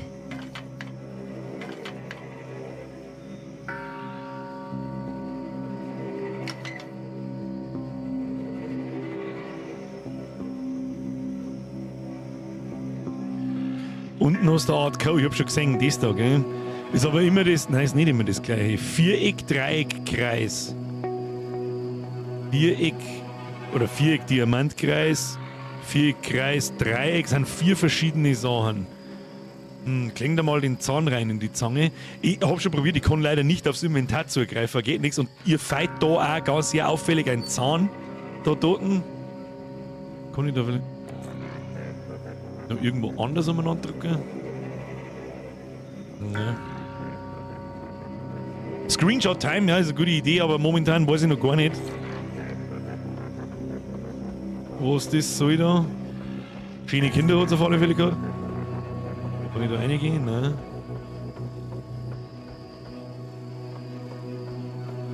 Kann man rundherum gehen?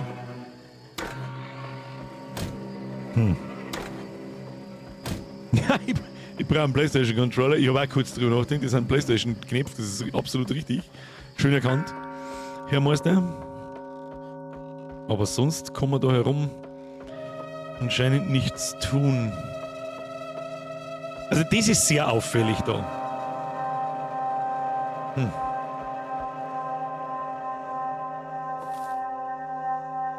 Wir haben 4 Zähne.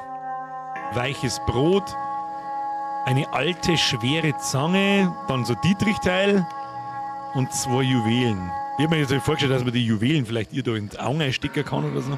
Oder warte, wir können es einmal probieren, wenn ich... Also Moment einmal.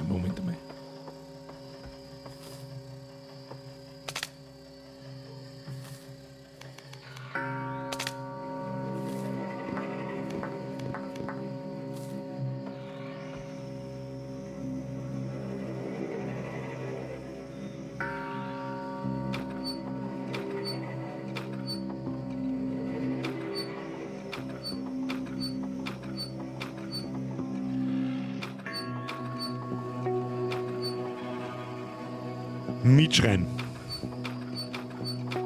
Von links nach rechts. Viereck.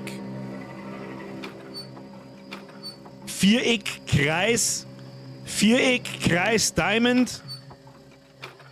Viereck, Kreis, Diamond. Diamond, Kreis.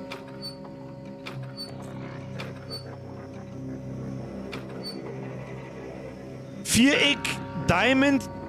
Diamond, Kreis, Viereck, Dreieck. Die Arme kann man ja auch noch bewegen, das stimmt.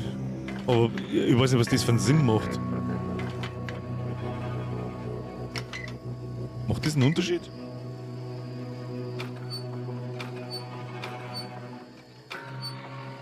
Kreis, Diamond, Diamond, Kreis, Dreieck. Das muss ich jetzt nochmal schnell überprüfen, Herr Critical Light. Das war vielleicht, jetzt pass auf. Ja, stimmt schon nicht. Fangt nämlich an mit Viereck. Viereck, Herr Nick, ich verlasse mich auf die. Viereck. Nennen wir es Karo. Viereck, Kreis, Karo, Karo. Karo, Karo, Kreis. Da war kein Viereck mehr, oder? Nein, nix mehr Viereck. VKDDKD. Oder Viereck, Kreis, VKDDKD. Ja, sehr gut. Sehr gut, sehr gut. Wölfchen Sprengi, Vorarbeit wurde geleistet. Dankeschön. So, die Frage ist, was jetzt das da kann. Kann man irgendeinen Sinn jetzt haben müssen? Das kann man in 3 Sachen verstehen, aber... Das zeigt was anderes an, wenn nur rotes Licht oder nur das blaue Licht oder beides drauf leuchtet, oder? Nein, es zeigt nur was an, wenn beide Lichter gleichzeitig drauf leuchten. Hintergrund ist wahrscheinlich folgender, dass man es sich nicht so leicht merken kann.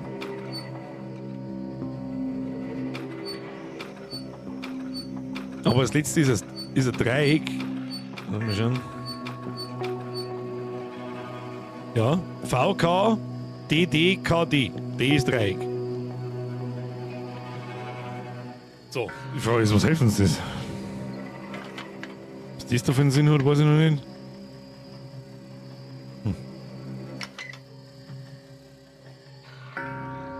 Was hilft uns das?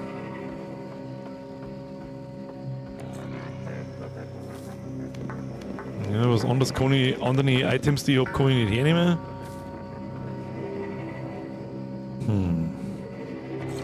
Abzwicker, dass ich kann, also wenn ich da in der Ansicht herin, warte mal, vielleicht kann ich aufs Inventar zugreifen, wenn ich da drüber gehe. Nein, ich kann da herin nicht ins Inventar. Ich kann nur ins Inventar, wenn ich davor stehe, und da hat es vorher auch die zwei Kugeln eingesteckt. Die kriege ich jetzt da auch nicht mehr raus. So, jetzt halten wir in dem anderen Raum vielleicht einmal Ausschau nach PlayStation Controller Symbolen.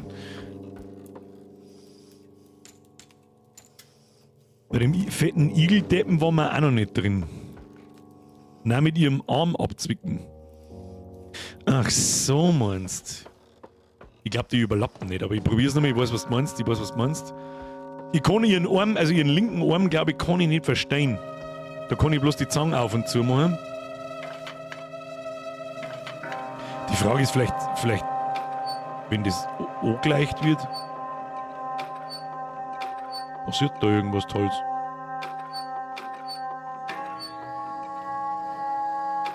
Ne.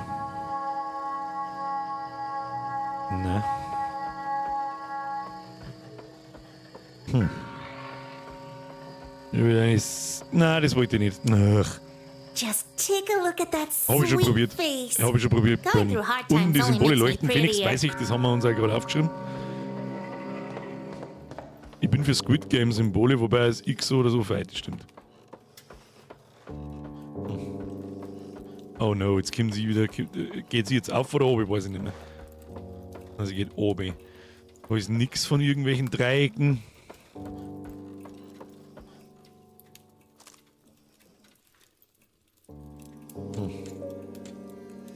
Ich kann mit den Kerzen Zeit schinden. Die Frage ist bloß, warum? Was tue ich mit Zähnen, was tue ich mit der Zange? Jetzt warten wir, bis es weg ist.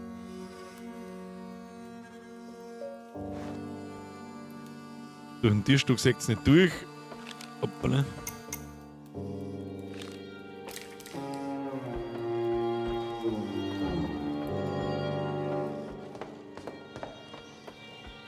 Mit der Zange im Beutel, das ist quasi, da ist keine Zange im Beutel, sondern das ist einfach ein Beutel von einer Zange.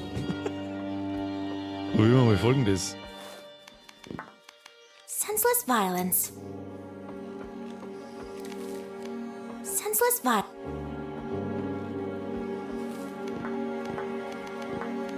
Senseless violence. Sinnlose Gewalt, nicht heute. Senseless violence. Scheiße, jetzt seht's mich gleich. Ich muss laufen. Die Bilderrahmen sind rund und eckig, das stimmt, aber leider nicht dreieckig. Mr. Madlife! Kuss auf die Nuss. Welcome to the squad! Merci dir. Ab in den Chat, alle Ehre Madlife. 9000, ist ganz wichtig. Merci für die Mitgliedschaft, danke dir. Dass man da herin also wenig da kann, irritiert mich. Was? Nein, das wollte ich nicht.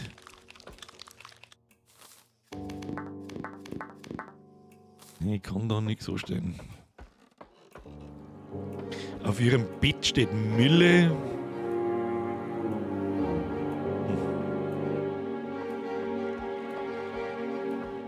Oh shit!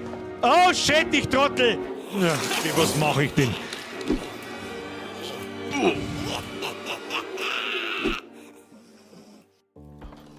Ja, hilft nicht. Das war jetzt ein bisschen unlucky.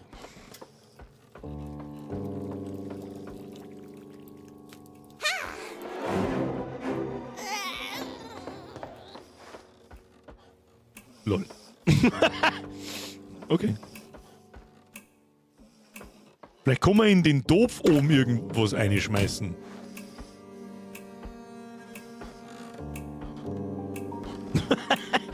Warum liegen hier Zähne? Warum hast du so einen komischen Zangenarm? Du weißt nicht, blasen wir da rein. Hast du Juwelen wieder? Nein. Jetzt passen wir hoch. Ja, kann ich eigentlich so machen. Und jetzt gehen wir langsam die Ideen aus. Jetzt gehen mir langsam die Ideen aus. Hast du schon mal bei der Zangenhand im Bild aufs zweite Gelenk zum Klicken? Ja, habe ich schon alle Gelenke durchprobiert. Wenn jetzt gar nichts geht, können wir das auch nochmal probieren, aber jetzt müssen wir gehen, weil sonst. Jetzt hätten wir beide Kerzen aus da. Kann man da vielleicht nicht was machen?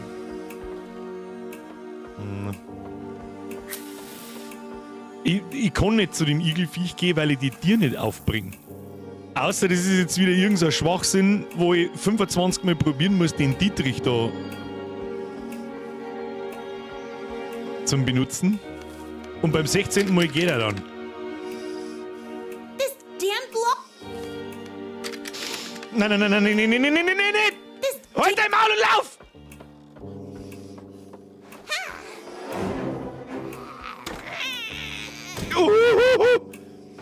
Kinderzähne zu den Kindern habe ich auch schon probiert.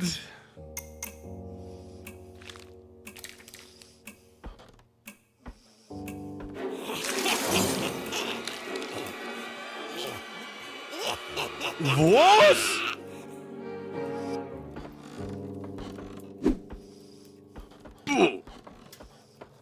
Das war ein kleiner Fehler, hä? Uff, das war wieder beschissen knapp. Das wird auch wieder beschissen knapp. Denken wir jetzt gleich, ob es uns jetzt einfach wieder auszieht oder ob es diesmal vorbeigeht. Diesmal jetzt. Blödsinn. Passiert.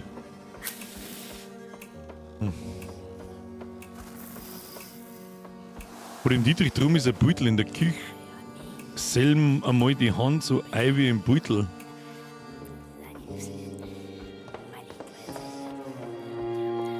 Du meinst den Dietrich da? Dass es nach links unten zeigt. Und die Zange ist off. Und da ist ein Beutel von einer Zange. Ja, so Unrecht hast du nicht. Und da ist die Zange offen. Machen wir einfach mal, keine Ahnung.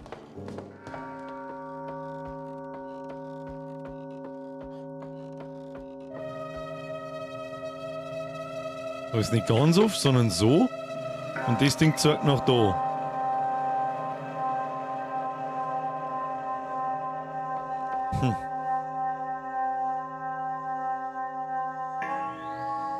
Ne? Irgendwas übersehen wir. Irgendwo geht es ab. Es ist ungewöhnlich weiches Brot. Ich meine, was hilft uns weiches Brot? Ich habe keine Ahnung. Irgendwas übersehen. Du brauchst das Buch, was sie liest. Kannst dir was aus ihrem Kittel holen, während sie die Kerzen anzündet. Ja, das sind ein paar Schellbar, das riecht ein wenig nach Komplettlösung, weil wie kommst du drauf, dass wir das Bierchen brauchen? Und vor allem, wie kommen wir da hin? Wie kriegen wir das? Wo zirkt denn das her oder wo schiebt es denn hin? Was passiert, wenn wir die Kerzen ausmachen und wenn es lässt? Das haben wir vorher aber schon mal probiert.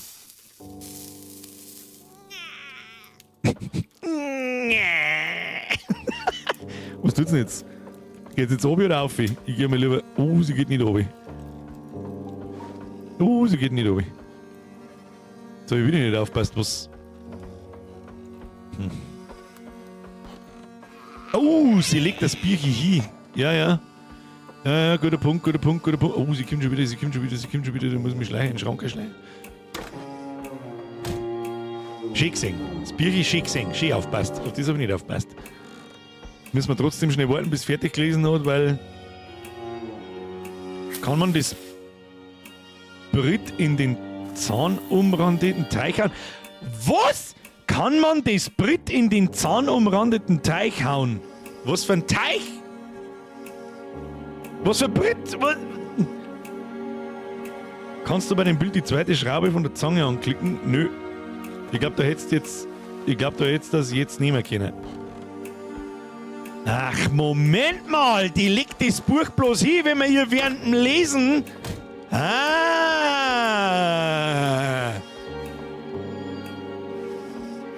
Ja.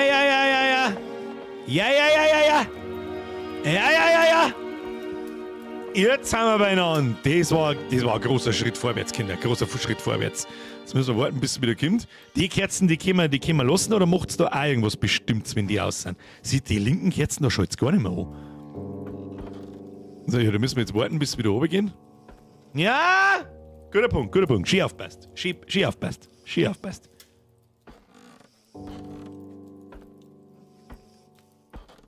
So, jetzt geht's lesen. Da wird es dann aufgekommen, gehen wir hin? Nach links durch den Tierstock durch. So. Und dann nach unten klauen wir das Buch und dann in den Schrank.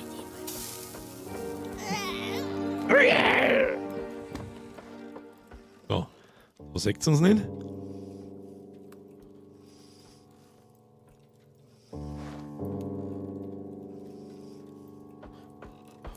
Das muss jetzt schnell gehen, weil sonst verreckt man.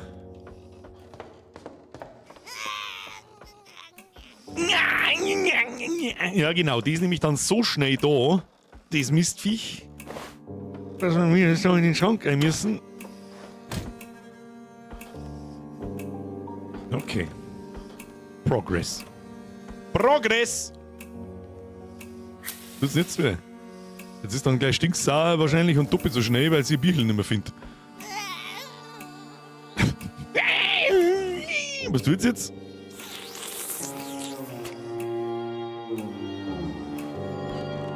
Was ist denn jetzt da? Ah!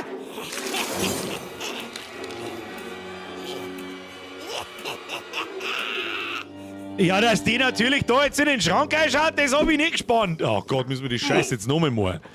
Okay, wenn sie dann da hingeht und irgendwas umeinander pimmelt. Oh shit.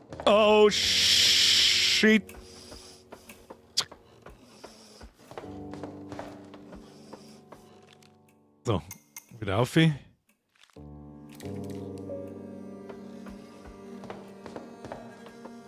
drehen wir das Licht. Das muss alles in einem Zug gehen. Hey, es ist ein bisschen Try and Error wieder, aber gut. Woher soll ich es wissen? Schneller. Mach ich das Ding aus. Ja. Zack, wunderbar. Ja, wir gehen nach links. Abflug. Genau da warten wir. Pimmelt jetzt da nicht lang umeinander, gute Frau, sondern schau, dass du lang gewinnst. Ja gut, bin unterwegs. Buch klauen, Schrank, und wenn sie dann wieder aufsteht und lästig ist, müssen wir schon lange wieder fort sein und nach oben gehen. Das ist halt so beschissen knapp da, gell? Grüezi, fix! Nimm das! Rein da! Sobald sie rechts ist, weg hier.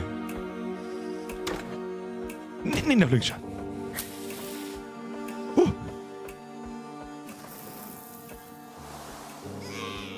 Dann machen wir auch noch wieder aus, einfach wenn wir es kennen. Und dann gehen wir nach links. Was genau tut es denn jetzt? Oh, nicht zuschauen. Was tut es jetzt? Geht es jetzt gar nicht mehr zum Lesen dann, oder was? Was tut's denn jetzt so? Was wird's denn jetzt alles da? Meinst du das jetzt da nach links auch noch gern? Kriegen wir einen Vogel, das ist doch schon klar. Schauen wir mal in das Buch her. Was ist denn da? Shakespeare, Macbeth. Ah! Hallöchen! So. Das ist absolutes Pro-Gaming, genau. Lass die auflassen. So, Kinder. Jetzt gehen wir da mal oben. Oh, ich sehe sie nicht mehr. Warum sehe ich sie nicht mehr? Okay. Mal da rein.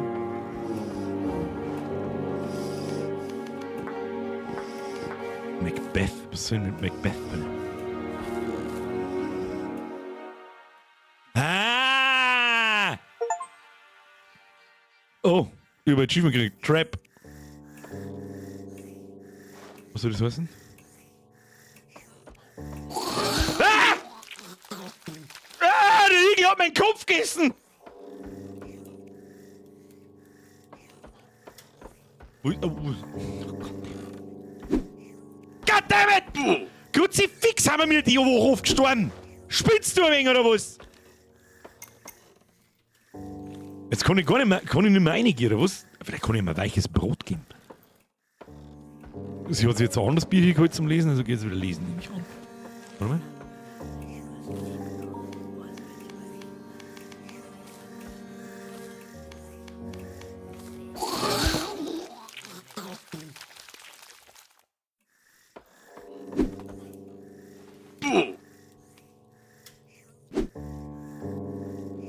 Ich muss Licht ausmachen, dann schlaft er, oder?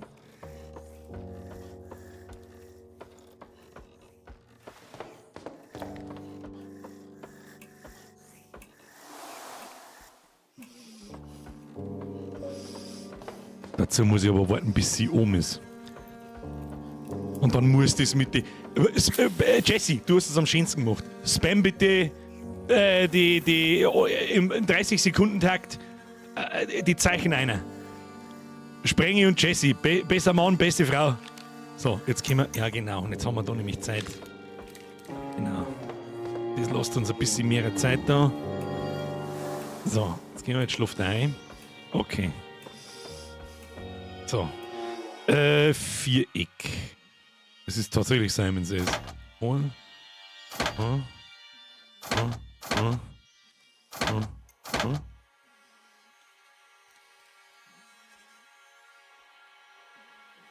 Scheint mir, als hätte das Ding keine Funktion, hä?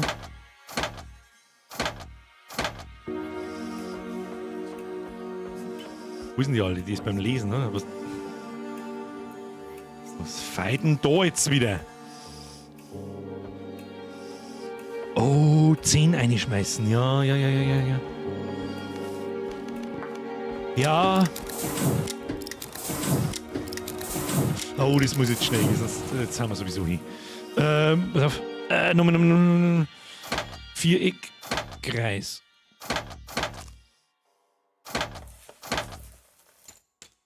Das glauben wir aber. 1, 2, 3, 4. Brauchen wir nochmal 14 oder was? Oh, schneller, rauf! Okay! Das ist doch Beschiss! Geil, wie sehen. Frisst der Igel weiches Brot, bist du danach noch gleich tot. Da müssen wir noch ein bisschen dran arbeiten am Reimen. Im Safes an 14. In welchem Safe? Verdammte Genie-Burning, die schaue ich schon die ganze Zeit an. Ah, jetzt haben wir fast keine Zeit nicht. Wir probieren es trotzdem. Vielleicht gehen wir da mit dem... Was ist das schon?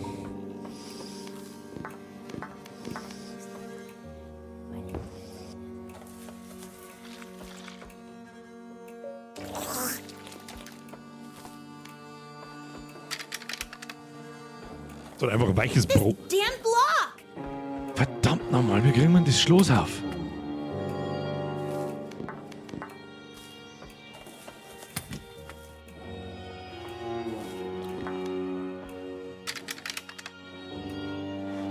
This damn block! Verdammt nochmal! 1, 2, 3, 14 brauchen wir noch. Die haben genau da drin. Kannst sie wieder zum Viech einlocken? Weiß ich nicht, ich bleibe jetzt da mit dir und hoffe, dass sie mich einfach nicht sagt. Also wir brauchen noch, wir müssen irgendwie da rein. Ja, jetzt mit Licht, ja, guter Punkt. This damn block! Ne. Dann im Keller kann ich 10. Jetzt muss ich erstmal schnell vorsichtig sein. Herundknockt doch auch wer. Der Schlüssel. Was? Wo und knockt auch wer? Ich meine, da haben Kinder, mehr ist da nicht.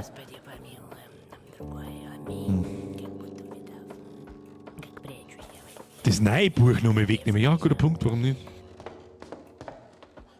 Ja, muss man aber erst wieder 3 Stunden warten, bis sie zum Buch geht.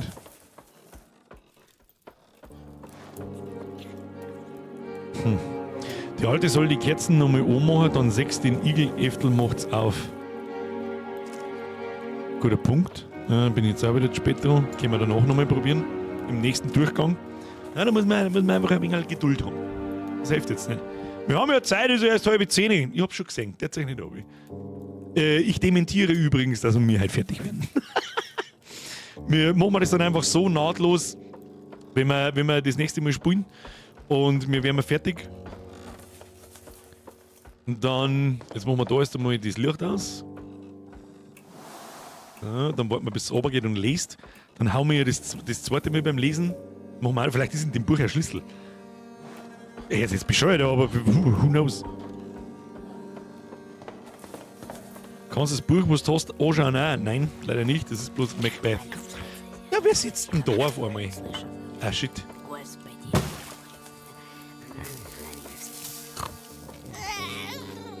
I am happy to see you. As long as she's not here, I don't care. You want Buch some hast du nicht honey? hingelegt? Suck your own lollipops. I've got to get out of here.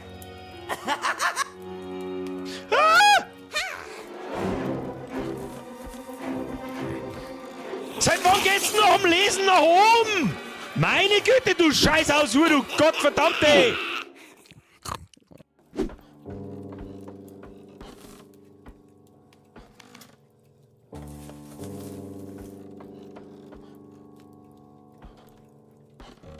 Ah ja, natürlich geht's noch um, weil das Wasser von der Decke kommt. Ja, nee. Aber gut, das blaue Bierchen hat's nicht hingelegt. Probieren wir an ihm einfach einmal. Warte mal, da haben wir das schon probiert.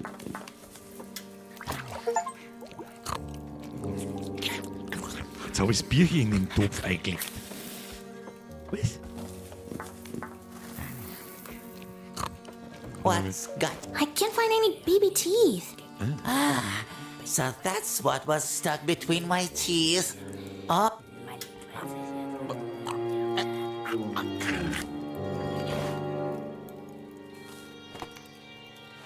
Haben wir nochmal einen Kinderzahn gekriegt? Was?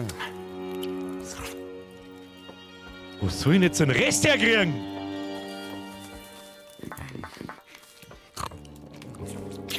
Auf dem Schrank da unten liegen noch 3.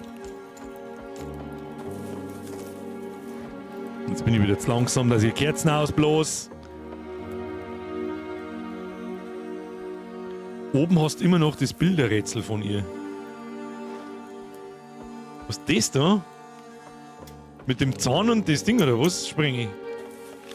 Geh mal ganz oben zu der Schatulle, da beißt, da liegt was davor.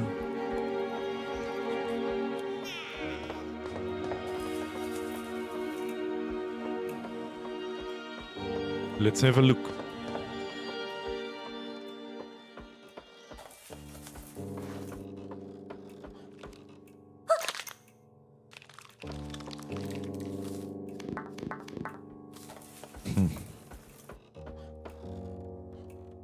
Der Raum in der Mitte, da ist auch ein Zahn. Da ist einer in dem... Ja, ich sehe ihn schon. Ich kann aber nicht interagieren da.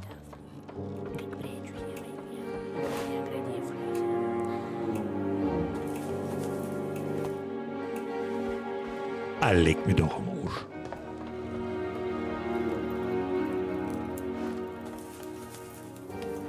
Wieso wird denn da nicht angezeigt, dass ich...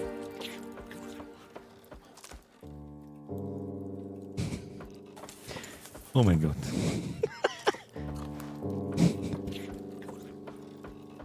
Ist aber auch scheiße platziert zwischen den 2 Scheißtieren. Brauchen wir aber noch 2. Und jetzt hätten wir halt das Rätsel da. Ah, warte mal, ich habe eine Idee. Ich habe hier eine Idee.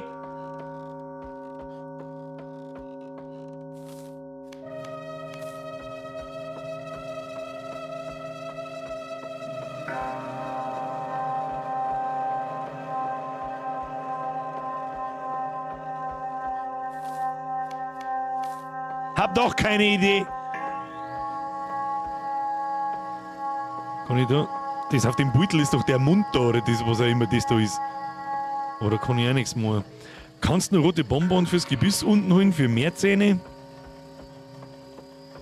Da war bloß einer, das war vorher das, wo wir durchs Beutel geschaut haben, da wo ich schon gesagt habe, der ist sehr verdächtig, der eine Zahn da, das war eine Gürtel mit dem einen Zahn drin. Aber da man immer noch mit dem Mund da unten interagieren kann, da hat es mich wundern, wenn... Vielleicht hat der Igel noch einen Zahn? Vielleicht liegt da einfach wieder irgendwo einer... Wo ist denn sie? Wo ist denn? Da hat das Buch da wieder hingelegt. Oh shit. Okay, das wollte ich eigentlich nicht, aber...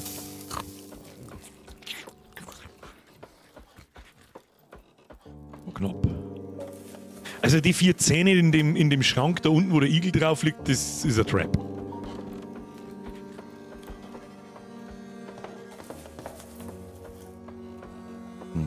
Nein, nicht, nein, nicht!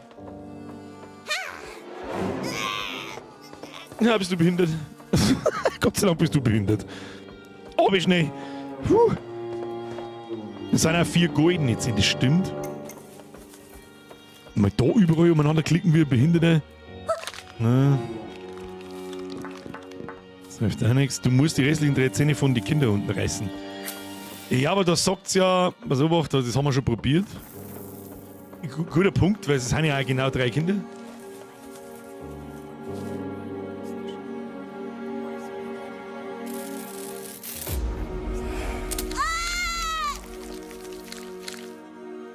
Geht das ein bisschen schneller, bevor die alte gewinnt? Das ist vorher nicht gegangen!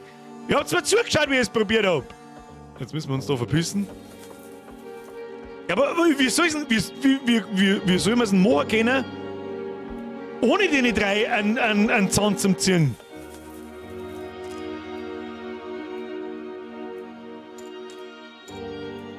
Ah, lecker, der Mann, ein Kind und Zahn. Ja gut, wir haben aber auch eine garstige kleine Mistmatz, das ist, glaube ich... Mei. Stell dir das vor, jemand packt da mit einer Beißzange einen Zahn und reißt dann aus. Fuck you. Igelzahn ziehen? Meinst du, ob das geht? Ist mir wurscht. Es mir wurscht! I hope this'll be enough. Wie viel haben wir jetzt? Okay.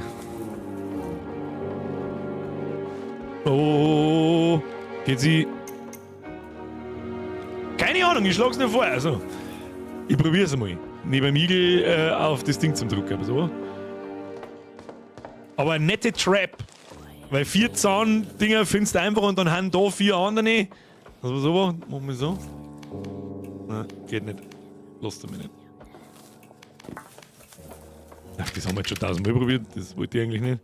This damn Naja, gut. Jesse, danke schön. Perfektes Timing. Ah, stopp, ich muss jetzt 10 reinschmeißen.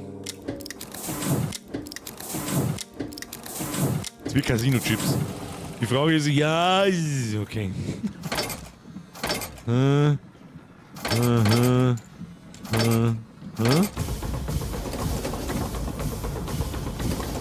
Choo-choo, motherfucker, choo-choo, motherfucker, choo-choo.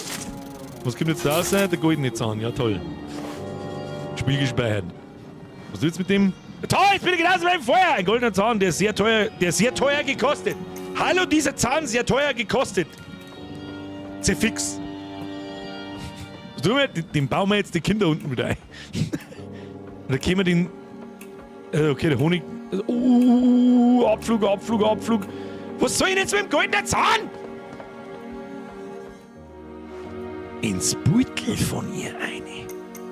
Hat sie einen Goldzahn? Guter Punkt, Mann. Schön gemerkt. Der hätte jetzt wieder eine Viertelstunde gebraucht, bis ich es kapiere. Oder bis ich dran denkt hätte. Guter Punkt. Wir schauen gute, schlechte Taten aus, nachdem wir Dings gerissen haben. Haben wir vorher gehabt. 13, glaube ich, gell? Und jetzt haben wir 15.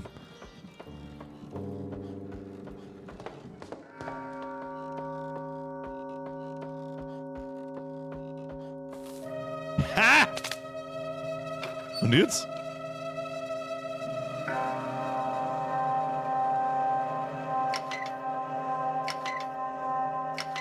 Toll. Können wir Zahn drücken?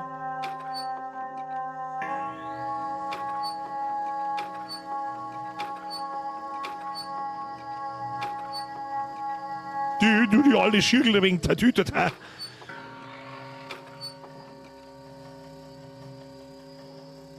Was bringt jetzt das, dass man... Was bringt jetzt das?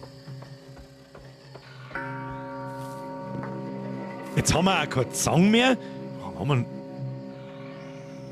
Was haben wir jetzt am Schluss? Die Zang... zum Kinder sind Optiker dringend nötig. Ja.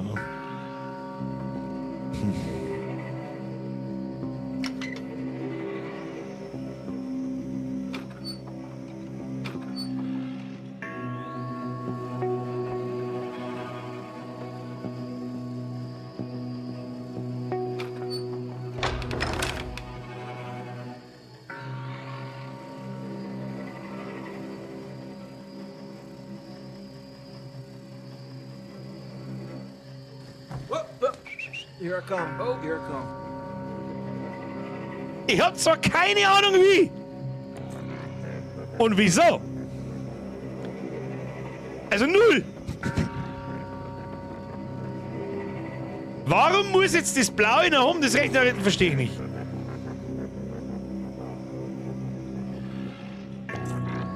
Verstehe ich nicht. Nein, verstehe ich nicht.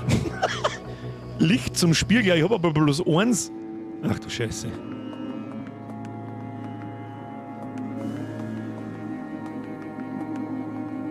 Da liegt der Zahn. Oh, da warten die restlichen 10 gelegen.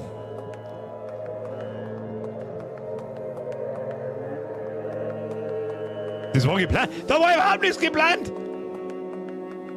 Gut, ob wir die 10 aufklappen hätten können, weiß ich nicht.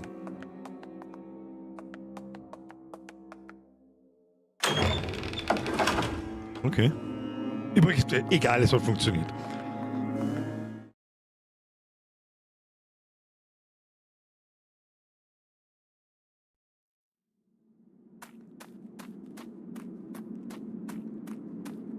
Okay.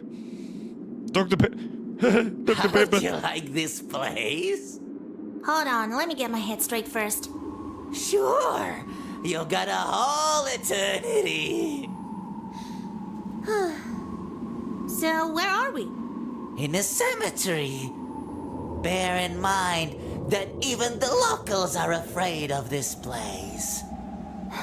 Nothing can scare me after Auntie's house. It's that so, huh? Remember, we're still playing. You're it. I'm sick of all this. I wanna. Water won't flow under the tombstone by itself. If a task is... Quit quoting proverbs at me. It's super irritating.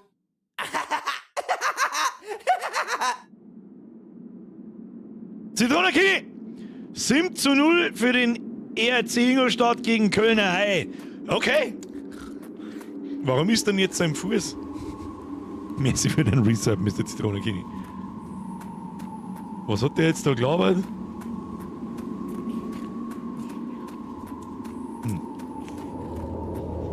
Okay, da haben wir... Was ist denn jetzt wieder? Kommt jetzt die Alte. Oh no! Did you meet the girl, my sweet? I saw her. She fell right over the caretaker. Oh, really? Or did that girl stumble? Hell's bells, pray tell! 'Twas the shovel? I am telling you, evil spirits dragged her into the coffin, and the caretaker... My dear, are you making things up or telling? Me? I'm making things up, of course. Have you seen the child or not? What child? They are bled? Alas, I see. Die Übersetzung macht mich völlig narrisch. Kann doch mal irgendjemand die alten Streams so schauen und nachschauen, ob das damals auch schon so schlecht übersetzt oder das ist ein Wahnsinn. Das ist ja nicht mehr mit einer KI übersetzt oder sonst was. Das ist einfach nur, was zur Hölle soll das denn? Okay, schauen wir uns das mal an. Unser nächstes Rätsel. Dann wieder...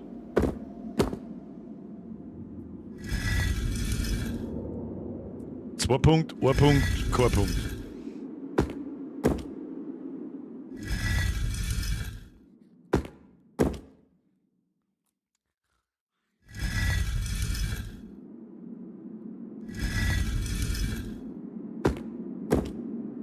Zweimal geklopft. Einmal geklopft. Dreimal geklopft.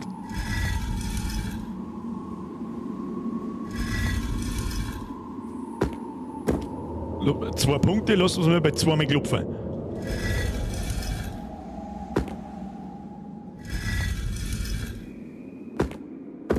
Keine Punkte, lass uns bei keinem klopfen.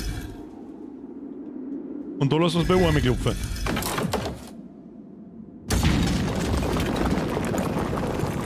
Geh bitte! Wer möchtest du? Oh. Da schauen wir uns jetzt aber auch noch schnell um. Da liegt was, ich hab's genau gesehen. Eine halbe des Medaillons.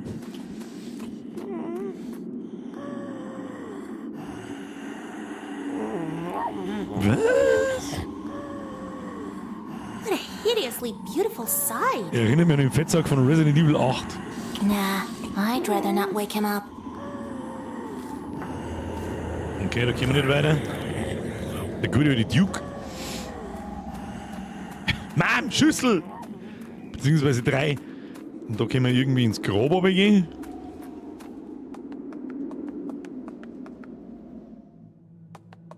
Du Scheiße. Dann kriegen wir wieder nicht auf. Ja.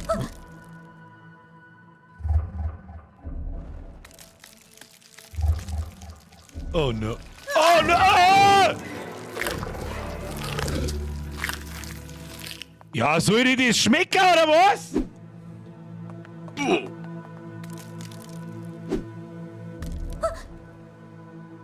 Wenn das wieder hochgeht, Vollsprint.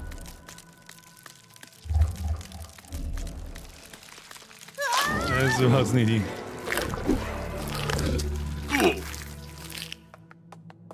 Das geht wahrscheinlich aus, wenn ich natter komme, hä?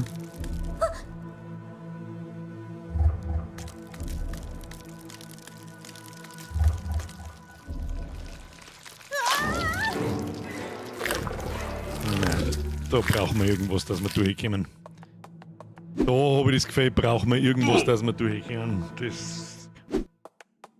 Nur bewegen, ja, nur bewegen, wenn das Licht an ist, schon klar. Aber das Licht geht aus, wenn ich mich dann bewege und nah ohne komme. Das hat jetzt vielleicht beim Zuschauen fühlst das nicht. Was ist das? Ja, aber du kannst mir nichts was sagen dazu. Was ist das da? Du, eine halbe des Medaillons. Ah ja, wir brauchen eine zweite halbe des Medaillons. Was haben wir da? Ja, du wirst nicht den Sargdeckel da oben stimmen. Why are you so heavy? Ja, wozu wahrscheinlich? Weil wahrscheinlich der Tod himself da drin liegt. Da ist ein Schlitz. Ist da was drin im Schlitz? There's something sparkling in there. Damn, I can't get it. Brauchen wir irgendeinen Stecker oder irgendwas?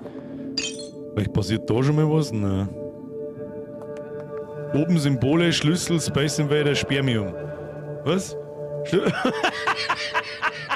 Und Brücke.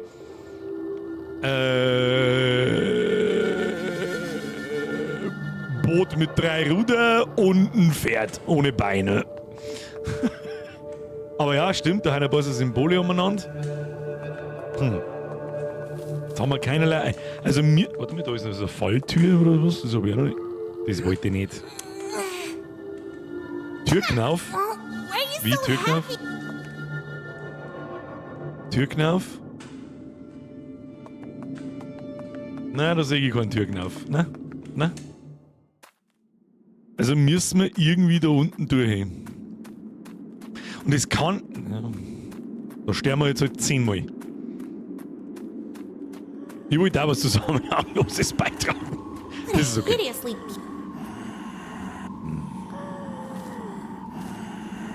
Da hat eine fette Shisha schon hin. Das Licht geht von alleine wieder an. Hat sich jetzt ein bisschen seltsam angefühlt da unten, muss ich ganz ehrlich sagen. Aber dann gehen halt nochmal 10 Töpfe aufs Boot. Das hilft eh nicht. Das hilft eh nicht. So. Da bleiben wir jetzt stehen. Ja, da hinten ist die Scheiße. Da, sechst das? Wie soll ich denn das machen? Das geht aus, sobald ich mich bewege. Jetzt seid ihr mal bei mir, ich mag jetzt nicht die ganze Zeit da. Gehen wir weiter. Dann bleiben wir da stehen. Ja, das ist halt ein totaler Schwachsinn. Das geht nicht mit. Na, geht's nicht! Sobald ich hingehe, geht's aus!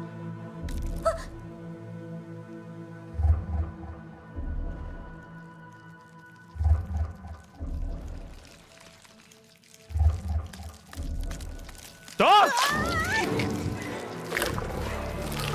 So, das waren jetzt 1. Boah, wir brauchen unbedingt einen Tiefcounter, der schneller geht. Ich laufe jetzt einfach, was eh nicht hilft.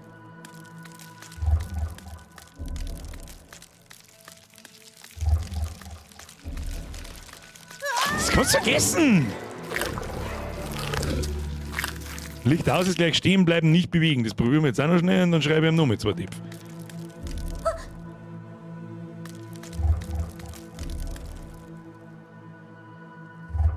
Es kann mich hören. Oh mein, oh mein.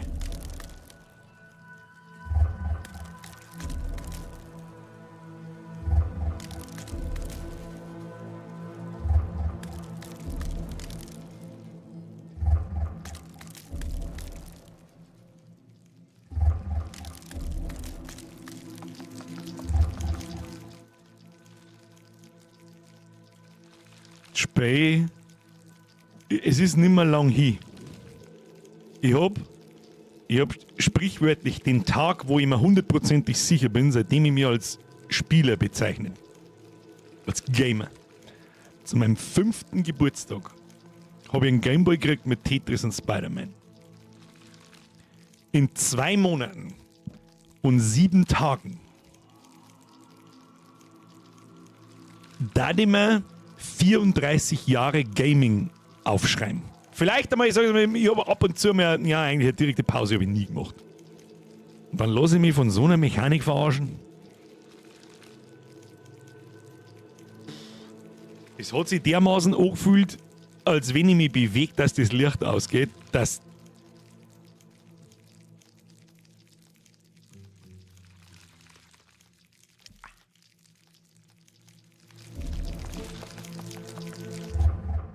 schreibe ihm noch einen. Schreibe ihm 150. Schreibst du ihm 150. So. Schreibe ihm 150.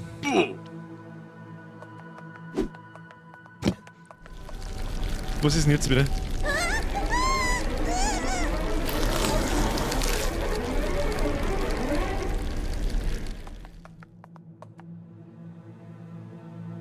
Entschuldigung, hat mir jetzt der Wind gegessen?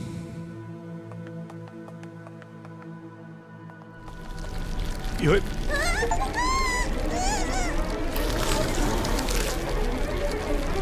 Du, ich glaube, ich schreibe 160. Was soll ich jetzt da?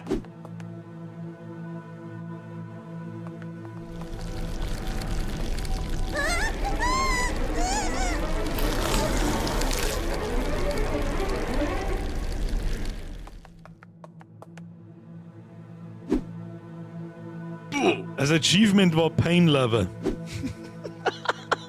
Auf den Tonen kannst du. Nein, komm. Oh. Fackel mitnehmen. Na. Wieder einfach geh. Also einfach geh hat vorher auch nicht funktioniert, aber. Ich meine, der Goblin sitzt da nicht zur Gaudi, der so tut, als da der Herrn. Ich geh jetzt einfach mal. Okay, einfach gehen funktioniert nicht.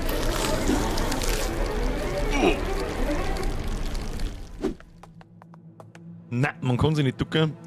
Piep, es ist 5 vor 10. Piep. Also das müssen wir schon noch hinkriegen da.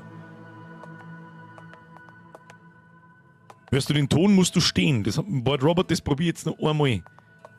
Ich tue mich ganz langsam so. Nein, das kriegt der. Ja, Port Robert, das habe ich aber gerade probiert. Ich bin doch gerade stehen geblieben. Sobald ich was her, bleibe ich stehen. Okay, ich probier's nochmal.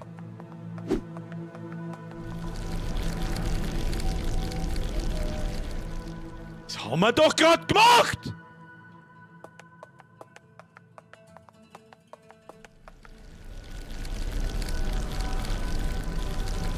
Weil bin ich vorher stehen bleiben.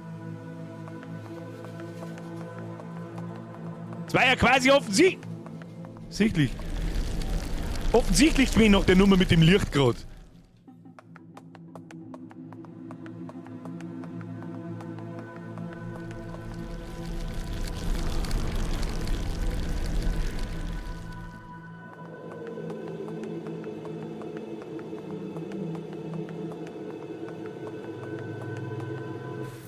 So viel sinnlose Tipps. Na, wo haben wir ihn jetzt wieder? Wenn ich da jetzt durch die Ecke gehe, stirbe ich dann wieder.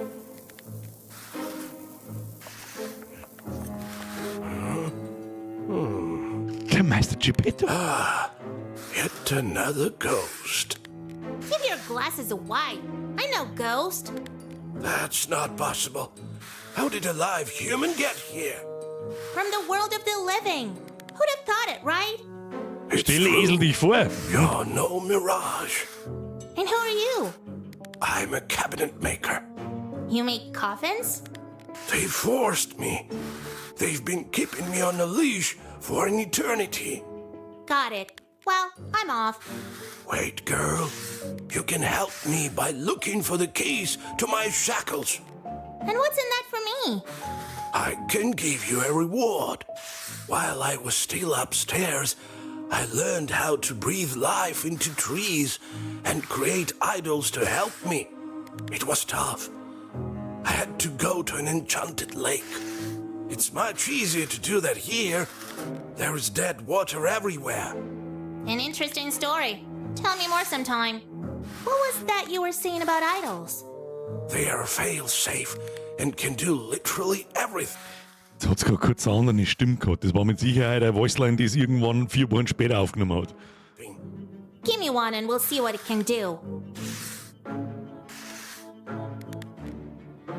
Here, take my best idol. He'll serve you well.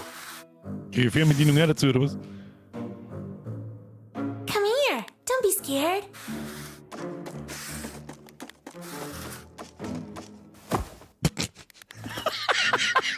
Are you sure he's the best? He doesn't look like much. I am ready to serve my new mistress. How cute! I'll try to help you, but I can't promise anything.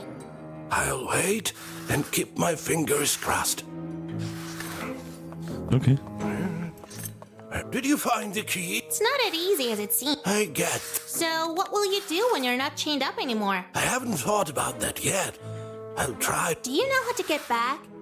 Yeah, I heard there is a passage through the waterfall. You do know it only lets good people through, right?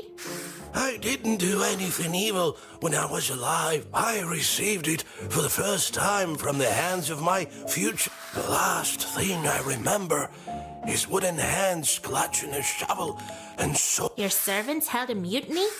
No, it was my partner. He was hungry. So there's a gang of wooden murderers with shovels someplace in the forest right now? I doubt it. They need to be careful. The first drop of rain will stop them in the... You sure got some creepy...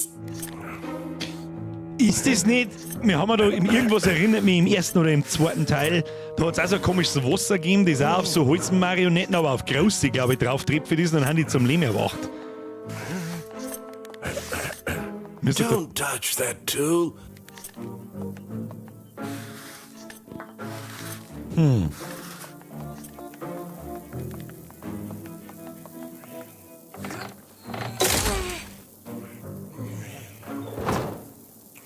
Da ist ein Dreieck vorne um.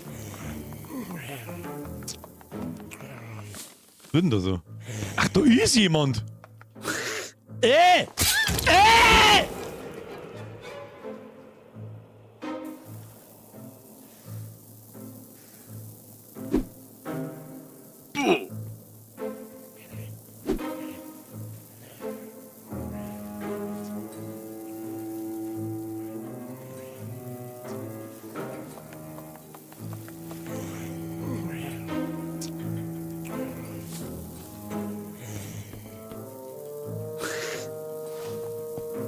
So, Huren.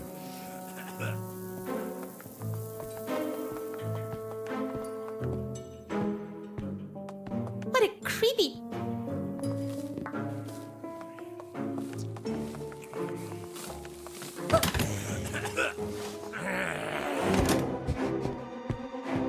Nicht aufmachen. Nee, was? Nein, nicht zumachen! Nein, nicht! No! I can't breathe in here. Oh, leck, ist das mies!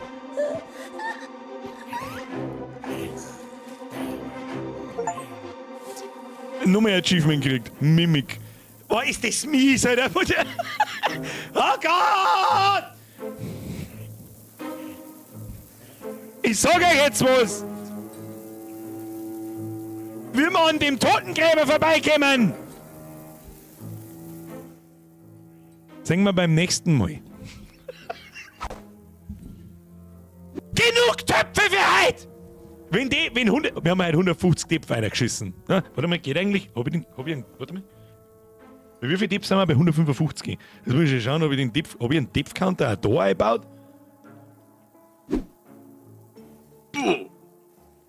Nein, hab ich nicht.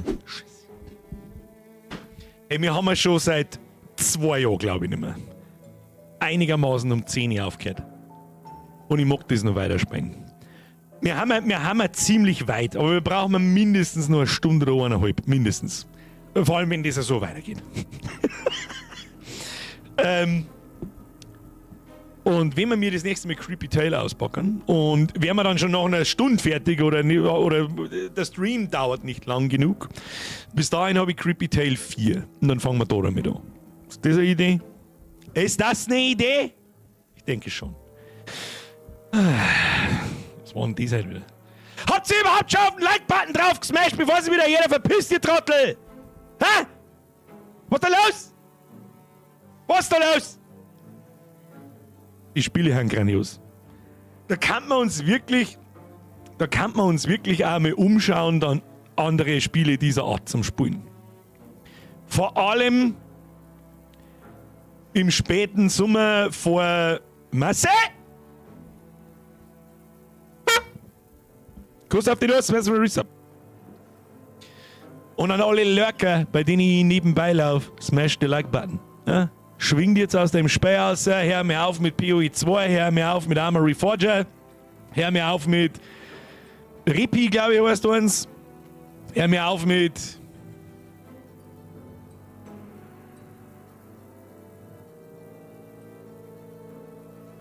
was wird denn sonst noch gerade so aktuell gespielt? Was spielt's denn momentan so? Was habt ihr die letzten 4 Wochen am meisten gespielt? Babys Ponyhof. Spreng ich auch ab! Weißt du, ich muss um 5 Uhr raus, aber 3 Like habe ich ihm geschrieben. Holzkopf, merci dir, schreibe dir ein Brot. Sicher! merci dir. Mafia 2, Siedler 2, KCD 2, Landi, Tetris, glaube ich nicht. X4, Frostpunk 2, StarCraft 2, Landi, Manor-Lords. Kommt das im Oktober? Was kommt im Oktober? Creepy Tale, das Creepy Tale, nein. Warhammer 3, Elden Ring, ja, schau her, ich spiele alle. Planet Craft, was ist Planet Craft? Das ist das erste, was ich nicht kenne. Car Parking Multiplayer, zwar kenne ich auch nicht. Kann mir aber vorstellen, was es ist. Oh, jetzt chillt's einmal. Midnight Club 3 ist, glaube ich, ein Autorennen, da kenne ich mich nicht so aus. Dragon's Dogma, ja. Frostpunk 1, ja. Knapp 200 Stunden, KCD 2 und immer noch nicht fertig. Spielst offline noch KCD 2? Nein, momentan nicht. Was ich mache momentan offline, zeige ich euch gleich. Horizon, was ist BFV? Battlefield 5, Franz? Satisfactory, immer dasselbe, DayZ und Minecraft. Du, das ist nichts Schlimmes, hey, wenn du 5000 Stunden DayZ hast und es macht immer noch Spaß, das ist das Beste, was da passieren kann. Spider-Man 2, Warhammer 40k Tabletop Simulator, Monster Hunter Wilds, das war noch gar nicht oft dabei. Monster Hunter Wilds. Nippelglitz! Star Trek Armada 1, KCD 1, Crime Scene Cleaner, das spielen wir mir im Stream auch noch. Balatro geht auch immer durch, ja, Super Punch-Out. Glaube ich nicht, Screen or it didn't happen. Florian, Servus und schöne Grüße aus dem Nachschau-Squad. An den Nachschau-Squad ebenfalls. Like-Button smashen. Viel Spaß. Fühlen Sie sich gegrüßt. Dankeschön. Kürzlich Day of the Tentacle. Das geht auch immer wieder alle paar Jahre mit Ghost Recon Breakpoint. Landi 25, ETS 2 und ATS. Philipp der Flogge, ich weiß nicht, was ETS und ATS ist. Wenn du das ausschreibst, dann vielleicht schon. TF2 ist Transport Fever 2 wahrscheinlich. Schau dir mal die Dark Queen of Mortalm an. So, warte, jetzt muss ich erst einmal da auf Ausgang drücken. So, gespeichert ist ja wann. Machen wir das einmal zu. Dann muss ich jetzt schnell Steam öffnen. Ja, also wie schreibst du da? The Dark Queen of Grün finde ich da bloß. The Dark Queen of Grün. The Dark Queen of Mortal. Da finde ich auf Steam nix. New World! Jemand spielt noch New World? You fucking serious? The Whispered World. Oh, das glaube ich kenne ich.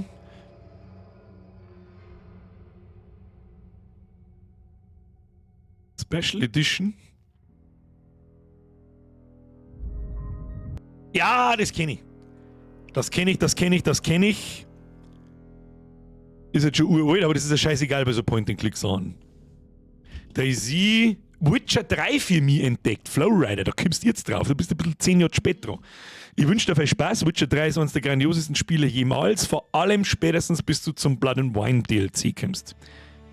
Das ist der Wahnsinn. Das Ding ist der absolute Oberhammer und eines der besten Spiele, die ich jemals gespielt habe.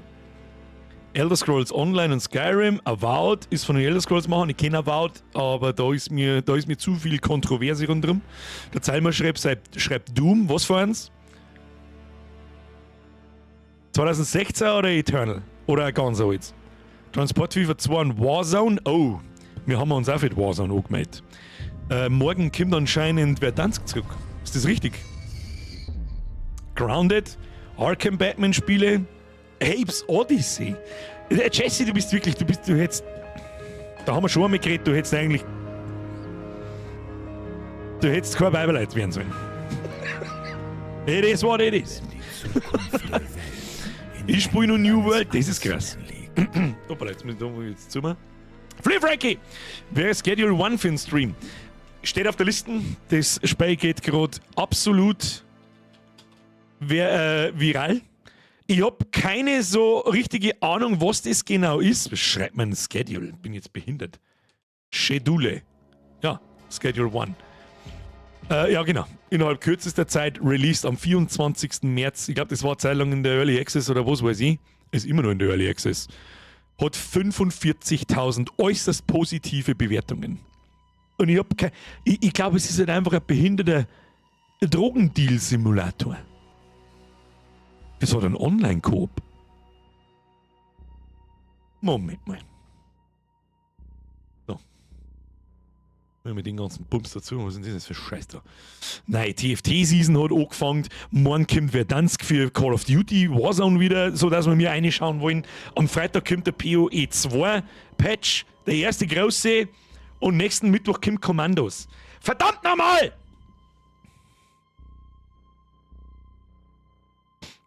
ETS 2 ist Euro Truck Simulator und ATS ist American Truck. Okay, verstehe. Deswegen habe ich nicht gewusst, was das für Abkürzungen sind.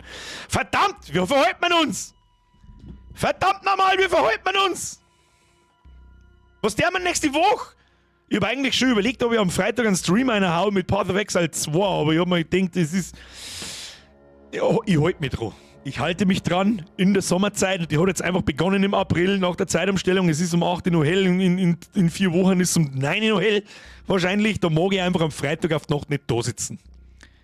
Buberts Spiel mit Online-Koop. Oh geil, Apes Odyssey, ich werde gerade in meine Kindheit zurückversetzt. Nicht bloß du. Ich hab's nie gehabt, ich habe immer die Demo gespielt, die bei der Playstation dabei war. Ganz am Anfang, falls das noch jemand weiß. Wir machen 3 Favoriten und machen eine Umfrage. Also, Split Fiction bleibt am Montag auf alle Fälle. Split Fiction bleibt am Montag. Wenn ich jetzt eine Umfrage mache, dann teilt es sowieso auf. Ich kenne euch doch. Ich probier's.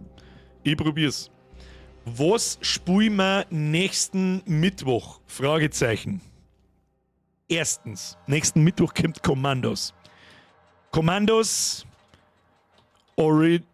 das brauchen wir nicht dazu schreiben. Ich bin seit meiner Kindheit Kommandos-Fan, natürlich spielen wir das. Ob wir das eine Woche früher oder später spielen, ist glaube ich nicht wichtig. Wir spielen Creepy Tale 3 fertig.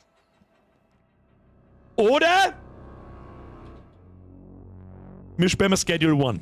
Das ist dieser Drogensimulator. Um ganz ehrlich zu sein, ich darf da den Content gern mitnehmen, so ist das nicht. Eigentlich hätten wir es heute spielen müssen. Mir war am lieben, wir spielen Schedule 1 nächsten Mittwoch. Dann machen wir eine kleine Pause mit Creepy Tale. Der 4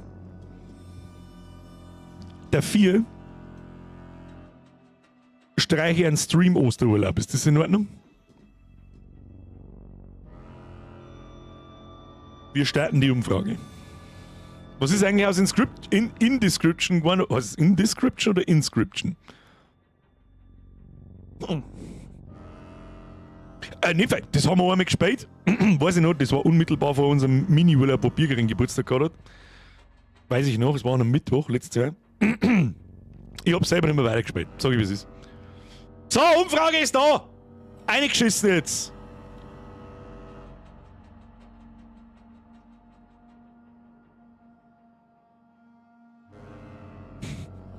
Also auf Kommandos hat keiner Bock.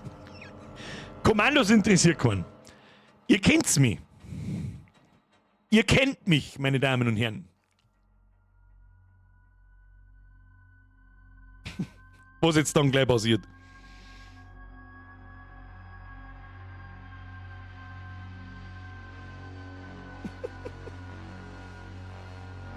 Aber wir teilen uns so zwischen Creepy Tale und Schedule 1. Hey, es sind nur 650 Leute in dem Stream und bloß nicht einmal 200 schaffen es, dass sie auf die Abstimmung drücken. Was ist mit euch? Kommandos war geil, aber ist doch altbacken, braucht keiner mehr. Das stimmt nicht, das stimmt doch nicht. Desperados 3 war der Wahnsinn. Wir haben die anderen Spiele geheißen. Von Mimi Entertainment, glaube ich. Desperados, der kostet nur noch einen Zehner. Und ist das rausgekommen vor 5 Jahren. Äußerst positiv, 10.000 Bewertungen. Aber es auch hatten ähnliche Spiele. Ich weiß nicht mehr, wie die anderen geheißen haben. Nein, nicht Ghost of Tsushima. Desperados 1 und 2 natürlich, das sind aber die ganz alten. Wir haben die, glaube ich, wieder geheißen. Dasselbe Setting in... Ja, ist ja wurscht. Schedule 1, nix für deinen Stream. Warum nicht?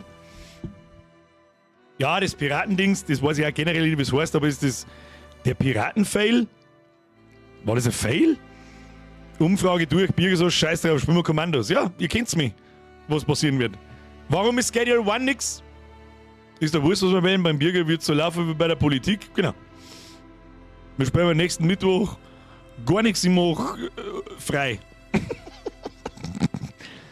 Fran Bau muss spielen, kenn ich nicht. Shadow Tactics hat's geheißen. Duke, Dankeschön.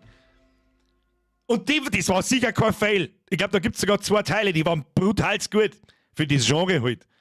Dass das nicht dauerhaft für den Stream ist, wenn wir im Stream nicht durchspielen, das ist mir schon klar. Aber du ignorierst die Umfrage und machst, was du möchtest. Richtig. Fran Bau ist wie Creepy Tale. Schauen wir mal. Fran Bau, sehen die Sachen, kommen nicht einfach eiskalt auf die... Naja, sag schon. Schaut ein bisschen comichafter aus. Oh. Das ist auch schon 10 Jahre alt, aber ist ja wurscht. 16.600 äußerst positive Bewertungen, das schaut richtig gut aus. Das kommt gleich mehr auf die Wunschliste, warum nicht? Ist es der allerechte Duke Nukem? Lieber lustige Community Warzone-Runde? Nein. Das funktioniert leider nicht. Das haben wir schon einmal probiert, da laggt bei mir die Lobby so dermaßen hart, dass es unspielbar ist. Das haben wir damals schon ausgefunden. Das hat sich mit Sicherheit nicht bessert. Das Genre ist halt nicht mehr wirklich beliebt, das ist richtig, aber war es das überhaupt jemals? Das ist eine sehr nischige Geschichte. Robin Hood, Legend of Sherwood habe ich geliebt, das ist dasselbe wie Commandoi. Es sagt mir tatsächlich was, aber ich habe es nie gespielt. Was ist ein Kommandos? Bin behindert. Muss man nicht kennen. Wie gesagt, das ist ein Nischenspielgenre. Ich wüsste halt noch nicht einmal, wie ich das jemandem erkläre. Schauen wir uns halt einfach einen Trailer an. Und selbst da wird man nichts sehen. Jetzt, warte mal, ich muss euch dann sowieso noch was sagen. Wisst ihr einen wahren Grund, warum ich letztes Jahr mit Wimp aufgehört habe? Wisst ihr das eigentlich? So, jetzt machen wir so. Kommandos Origins. 12 Fäuste gegen Hitler. Was haben wir? Commandos Origins wird nochmal verschoben, aber der Grund ist klasse. Commandos Origins Official Gameplay Trailer, 2 Minuten 31, das ist perfekt. Achtung, Schauen wir uns an. Der wird nichts da sein, was kann, was angeht. Und wenn, dann ist es mir auch wurscht. So, schauen wir uns einmal den Commandos-Trailer an. Dann versuche ich ein bisschen was zu erklären. Vielleicht kann ich erklären, was es ist. Das ist ein Strategiespiel mal, das ist mal das Erste. Aber nicht so, wie du das meinst.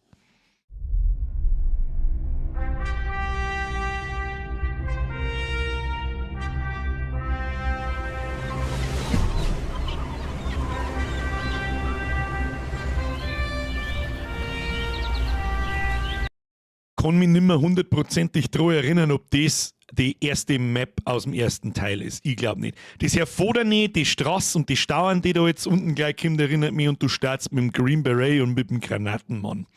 Die Straßenviere, das rechts die Ruinen, weiß ich auch nicht mehr und das ganze Gelände da hinten auch nicht mehr. Weiß nicht. Alright, guys, let's get this job done. I don't want to explain to HQ why an entire outpost is on the lookout for us. So, da sagt man eigentlich auf einen Schlag alles, was es zum Wissen gibt. Das Ding ist top-down, du hast verschiedene Teammember, da liegt jetzt zum Beispiel einer in die Stauern und da oben liegt einer in die Stauern. Der rechts oben ist der Green Beret und er da unten müsste normalerweise der Pionier sein. Pionier oder Grenadier, ich glaube, das ist das Gleiche, ich glaube, das ist wurscht. Es wirkt wie Jagged Alliance, das ist richtig im ersten Moment, bloß Jagged Alliance wird irgendwann zur Rundenstrategie. Commandos ist immer Live-Action. Also es ist immer, ich weiß nicht, ob man auf einen Pause-Button drücken kann. Das weiß ich glaube aber nicht. Kann aber auch gut möglich sein, weil du dann mehrere Aktionen gleichzeitig planen kannst. Aber grundlegend kriegst du eine Mission, ein Missionsziel, also du startest da irgendwo auf der Map, sie haben jetzt da hinten hinter den Stauern da gestartet und auf der ganzen Map sind überall Panzer, hauptsächlich Soldaten und was weiß ich, was alles für ein Scheiß. Und du musst dich halt vorbeischleichen. Ein bisschen wie das Alien-Ding. Auch nicht. Du musst dich halt durchschleichen. Du musst systematisch die Leiter umbringen. Und wie man da jetzt zum Beispiel schon sagt, ganz wichtig an diese Sichtkegel. Du siehst jetzt von dem rechten Soldaten, da ist ein Sichtkegel. Und je netter du droh bist, da ist der Sichtkegel durchgehend und dann wird er so schraffiert. Deine Leiter, die kannst du wie in einem Echtzeitstrategiespiel umeinander schicken. Und die kennen sie Healing. Ich glaube, sie kennen sie Ducker und Healing. Und wenn du in seinem Sichtkegel stehst, sagt er die immer. Wenn du in seinem Sichtkegel in der Schraffierung liegst, sagt er die nicht. Wenn du liegst in dem vorderen Sichtkegel, sagt er die auch. Ist das so einigermaßen erklärt? Wenn du in die Stauern drin liegst, sagt er die nicht. Wenn du von hinten kommst, sagt er die nicht. Der Green Beret, der hat Spezialfähigkeiten, zum Beispiel, der kann von hinten jemanden ausnocken und dann kann er nehmen und davon tragen. Dann kannst du ihn umbringen, du kannst einen Abstecher oder der Schlang, tragst ihn irgendwo hin und versteckst ihn. Auf der ganzen Map laufen dann die Soldaten und so weiter, die laufen so Patrouillen ab, dann gibt's Hund, es gibt mehrere verschiedene Stockwerke und so weiter und so fort. Wundert mich, dass dir das gefällt, du als Stealth-Experte. Das ist ein berechtigter Einwand, es ist aber was anderes, sowas im Vergleich zu einem First-Person-Stealth. Das hat nichts miteinander zu tun. Nichts. Sowas Ähnliches hast du schon mal gespielt, oder? Ich wüsste nicht. Das letzte von diesem Typ Spiel war Desperados 3, das war vor 5 Jahren. Das habe ich auf einen Samstag durchgespielt, weil es so verdammt gut war. Und deswegen bin ich so gespannt auf das da. Und wie gesagt, Commandos gibt es 3 Teile, aber die haben nicht aus den 90ern. Ja? Und das erste Level, ich bin mir fast 100% sicher, dass das erste Level fast genauso ausschaut. Da ist diese Schranken, ich weiß nicht, dass mit dem Pionier da so ein Stachel dran. Der Pionier kann zum Beispiel, seine Fähigkeit ist, oder Zang dabei und er kann dann so Stacheldrähte durchschneiden. Dann glaube ich, gibt's noch einen Dieb, der kann zum Beispiel so Strommasten und Steckern und Hausecken bestimmte ausgraben und durch Fenster einspringen, was der Green Beret nicht kann, weil er einfach zu fett und zu wuchtig ist. Der Pionier, glaube ich, hat dann auch noch Landminen dabei, die du legen kannst. Du kannst Leute ablenken. Ich glaube, das sieht man jetzt gerade da. Seht ihr meinen Mauszeiger da? Du kannst dann mit dem Green Beret so also ein Piepsgerät oder irgendwas irgendwo hinschmeißen. Das kannst du dann einschalten. Dann kannst du den da locker, kannst ihn abstechen und in den Stau einlegen. Blöd ist natürlich, wenn der zweite währenddessen zuschaut, dann wirst du erschossen. Und zumindest war es früher so, wenn ich mich richtig erinnere, sobald du gesehen wirst und die schießen nur einmal, bist du tot. Also du musst da quasi flawless durchkommen. Natascha war die Beste. Es hat in Kommandos eine Frau gegeben? An das kann ich mich nicht mehr erinnern. Das muss im 3. Teil gewesen sein, weil den habe ich am wenigsten gespielt. Aber ist das Game, was neu kommt, oder ist das von früher? Das ist was neu kommt. Das ist Commandos Origins. Ich kann nicht sagen, ob das ist kein Remake. Ich bin mir sicher. Du meinst die Campus. Das war im 3er mit dem Weiberleit. Na gut, das weiß ich nicht. Beim 3er, nein, Natascha war in Command & Conquer. Das wollte ich gerade sagen, Natascha hört sich nämlich sehr nach Command & Conquer Red Alert an. Die war im Keller, nicht in Kommandos. Und dann ist das zweite in Alarmstufe Rot, heißt sie mir nicht Natascha, sondern Tanja. Vielleicht verderben wir uns da gerade ein bisschen. Aber lassen wir mal das da durchlaufen, weil vielleicht sagt man ein bisschen was. Das ist der Green Beret. Ich kann jetzt zum Beispiel nicht sagen, was das da bedeutet. Das hat es früher nicht gegeben, aber da ist eine Kuh und ein Messer. Wahrscheinlich kann ich mit Tastenkürzel dann abstechen. Schauen wir einfach, was passiert. We go in and get out before the Krauts realize we were here. Das sind Geräuschwellen. Das heißt, wenn da andere Soldatengegner in der Nähe von den Wellen sind, dann hören die das, kommen und du bist gefickt. Das ist sehr viel Quick Save, Quick Load. und das ist so eine typische Situation, da musst du beides gleichzeitig starten. Also du gibst die Befehle, deine Typen gibst du den Befehl auf Knopfdruck, stich den ab, und ihm gibst du den Befehl auf Knopfdruck, stich den ab, und dann wartest du den richtigen Moment ab, drückst wahrscheinlich dann W, dann fängt der Green Beret das Grabe an, und auf W oder auf Q fängt dann der andere das Grabe an, und beide werden gleichzeitig abgestoßen, ohne dass dann was feit. Weil wenn die einer sagt, der löst Alarm aus, und dann kommt die ganze Map und du kannst ihn nicht mehr verstecken. Meaning none of that heroic crap. Charging in like a headless Ja, chicken. Taucher hat's gegeben, Scharfschützen hat's gegeben. Da wirft jetzt da irgendwas. Oh, da hat eine schallgedämpfte Pistole anscheinend. Oder die Harpune, das kann da sein. Also, du hast ja gesehen, das sind jetzt ganz einfache Situationen. Da wirfst du irgendeinen Stor da hin, der Typ schaut weg, kannst vorhin hingehen oder aufstehen und da schießt ihn oder stichst ihn ab oder was immer. I never said that we can't engage them first. Didn't you just say they shouldn't even know we're here? Den hat er bloß ausgenockt. We just gotta make sure they don't have time to react to us. Pinning their herd, simple as that. Abgestoßen. Genau. Und du hast auf dieser Map, die ist riesengroß. Und du kriegst dann Missionsziele. Ein Hauptmissionsziel und ein paar optionale Missionsziele. Fast and precise. That's how we strike. Man kann das mit dem Gamepad You're spielen? nuts if you think the three of us are enough to pull this off. If we want to win the war, we don't have a choice. Da kann man sogar alle drei dann befehligen. Wahrscheinlich ist Mission diese Flakgeschütze da oder was auch immer das ist, oder die Artilleriegeschütze in Luft springen. Genau. Scharfschützen hat es gegeben.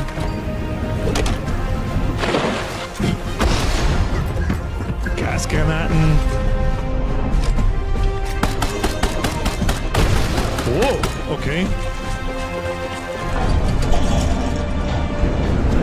Die Schiffswerft, der U-Boot-Werft kommt auch bekannt vor. Die hat es auch irgendwann gegeben im 1 oder im 2er. Aber ich glaube, ganz davon hat man nicht kennen.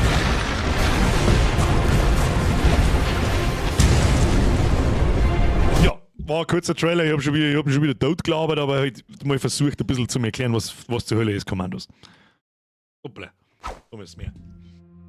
Herr Turnuber, merci für den 5,10 €. Ich hab die übersehen. Ich hoffe, du bist noch da. Let's Play Lemminge. Danke dir. Lea, die hab ich auch übersehen. Ich hoffe, du bist auch noch da. Merci für den Zwiegel. Für die, damit du die Tipp vorarbeiten kannst. Ha. Und ist im Game Pass. Was? Das ist im Game Pass? Hab ich noch gar nicht geschaut schon. Ja? Ich hab noch gar nicht gesehen, das ist im Game Pass. Ja, aber deswegen gut ist, habe ich auch kein Problem damit, dass ich es kaufe. Was kostet Commandos Origins, 45 €. Ja, dann nehme ich doch lieber den Game Pass.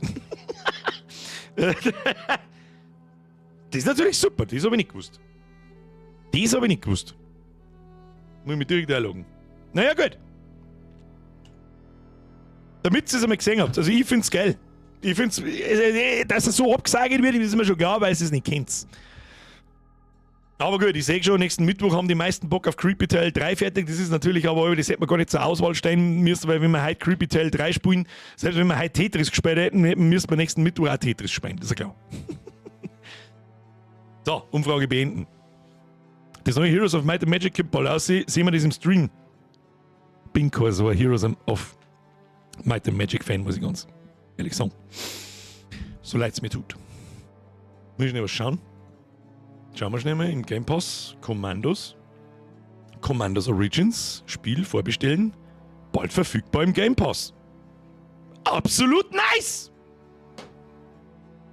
Vielleicht kann ja ich das vorher schon einmal ein bisschen spielen, wenn ich dazukomme.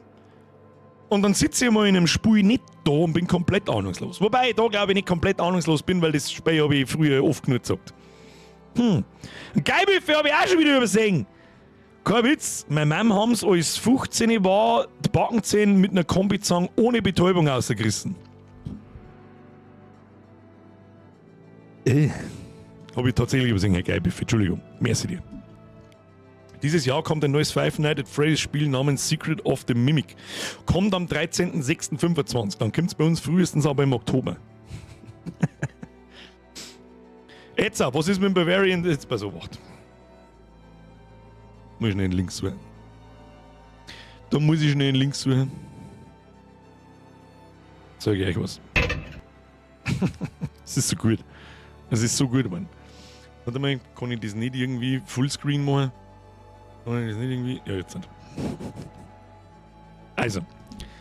Ihr wisst, ist übrigens genau ein Jahr her. Genau vor einem Jahr war ich dermaßen angesuchtelt und habe mich ein bisschen in Unreal 5 eingearbeitet und habe ja Wimp gemacht. Es war extrem schwer. Ich habe euch am Montag habe ich euch noch ein bisschen was von Annex verzeiht, damit ich irgendwas verzeihen kann.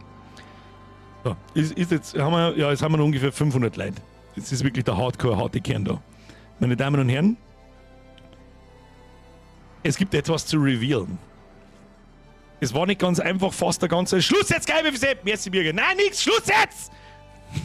Merci dir! Es war nicht ganz einfach. War nicht ganz ein Jahr, aber fast, die Fresse zu halten. Ich hab doch dann mit Wimpo gefangen, dann hab nichts anderes mehr da und dann habe ich irgendwann mittendrin recht abrupt aufgehört. Wissen nicht alle, aber viele. Hatten einen Grund.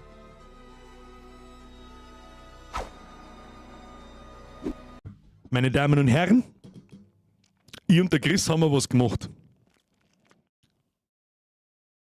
Ich kann es fast nicht fassen, ich habe es gestern im Discord schon gepostet, aber ich kann es fast nicht fassen, dass endlich nach 9,5 Monaten so weit ist, dass wir es endlich herzahlen können.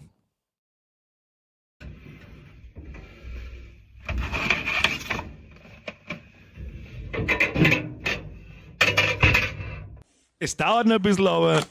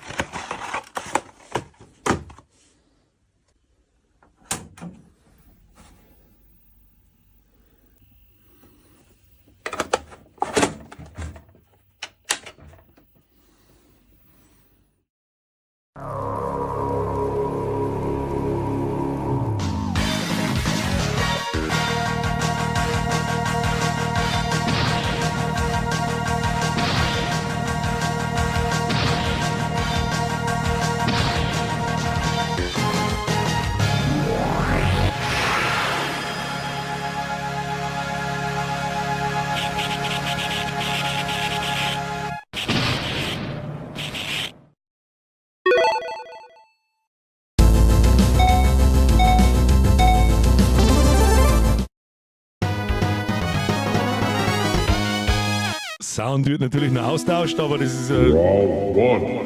Fight! Essen ist fertig.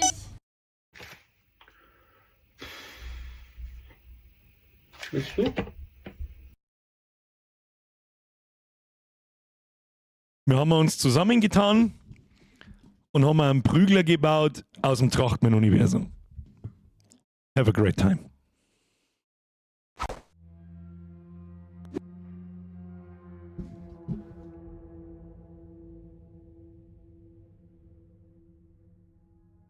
Reaktionen wo? Link wo will teilen? Geil, geil, sehr geil, wir hasst's. Gib einfach im App Store Trachtmann ein.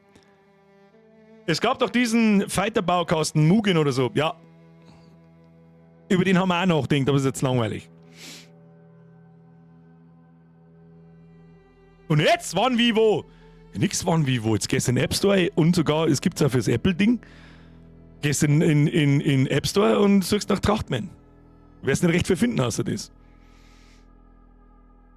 Have a great time. Und an der Steam-Version wird noch gewerkelt. Link wo? Nice, oh wie cool. Alle beim Runterladen. Finde ich nicht. Trachtmann zusammengeschrieben, nicht auseinandergeschrieben. Oder auseinander. Ich weiß nicht mehr. Chris? Ist der Chris noch da? Der müsste eigentlich da sein, weil er die ganze Zeit schon drauf wartet, dass ich es nach dem Stream endlich herzeige.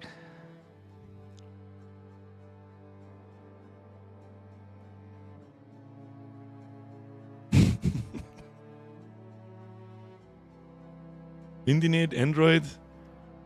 Community Zock. Geht am Handy nicht. Es gibt keinen Online-Multiplayer. Aber es gibt einen lokalen Multiplayer dann am PC. Find trotzdem nichts. Nope. Dann stimmt irgendwas nicht.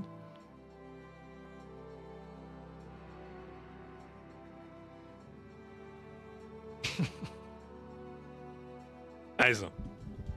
Phase 1. Und das richtet sich jetzt an jeden Einzelnen. Und jeder weiß, wer sich angesprochen fühlt.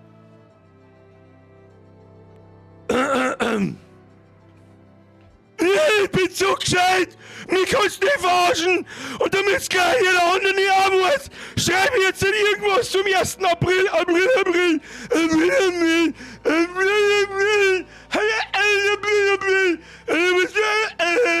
Es war früher ja super, es war bloß der April gar nicht.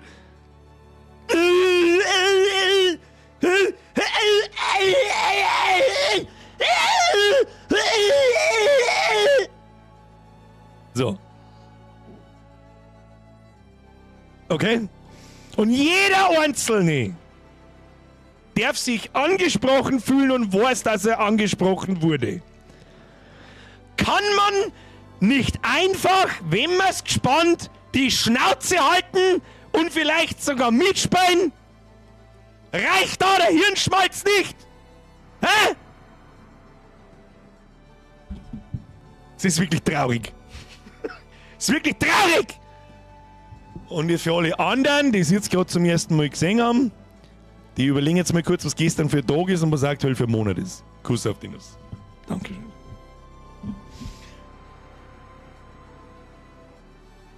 Herr Birdlike, wir überlegen. Wir überlegen.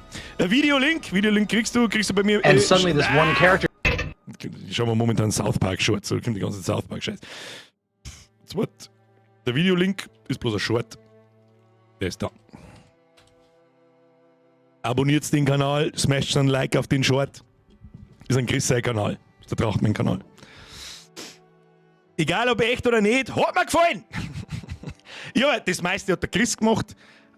Ich mag jetzt noch nicht aufzählen, was ich da drauf gemacht habe. Das meiste hat der Chris gemacht. Ich hab mich bloß eingelogen. damit ich auch was zum Schmerzen habe. Aber er hat es mir erlaubt. Genau miteinander, mich hast du gekriegt, ich sag's, was ist. Der Trailer ist zumindest geil, wir arbeiten. Wir haben ja schon überlegt, tun sie sich nicht hinunter, aber es ist halt einfach eine andere Hausnummer. Der Trailer ist zumindest geil. Dieser Charakterauswahl-Sound, Core Memory Triggered, bringe ich nicht bloß bei dir. Herr Kratzer, die habe ich auch wieder übersehen.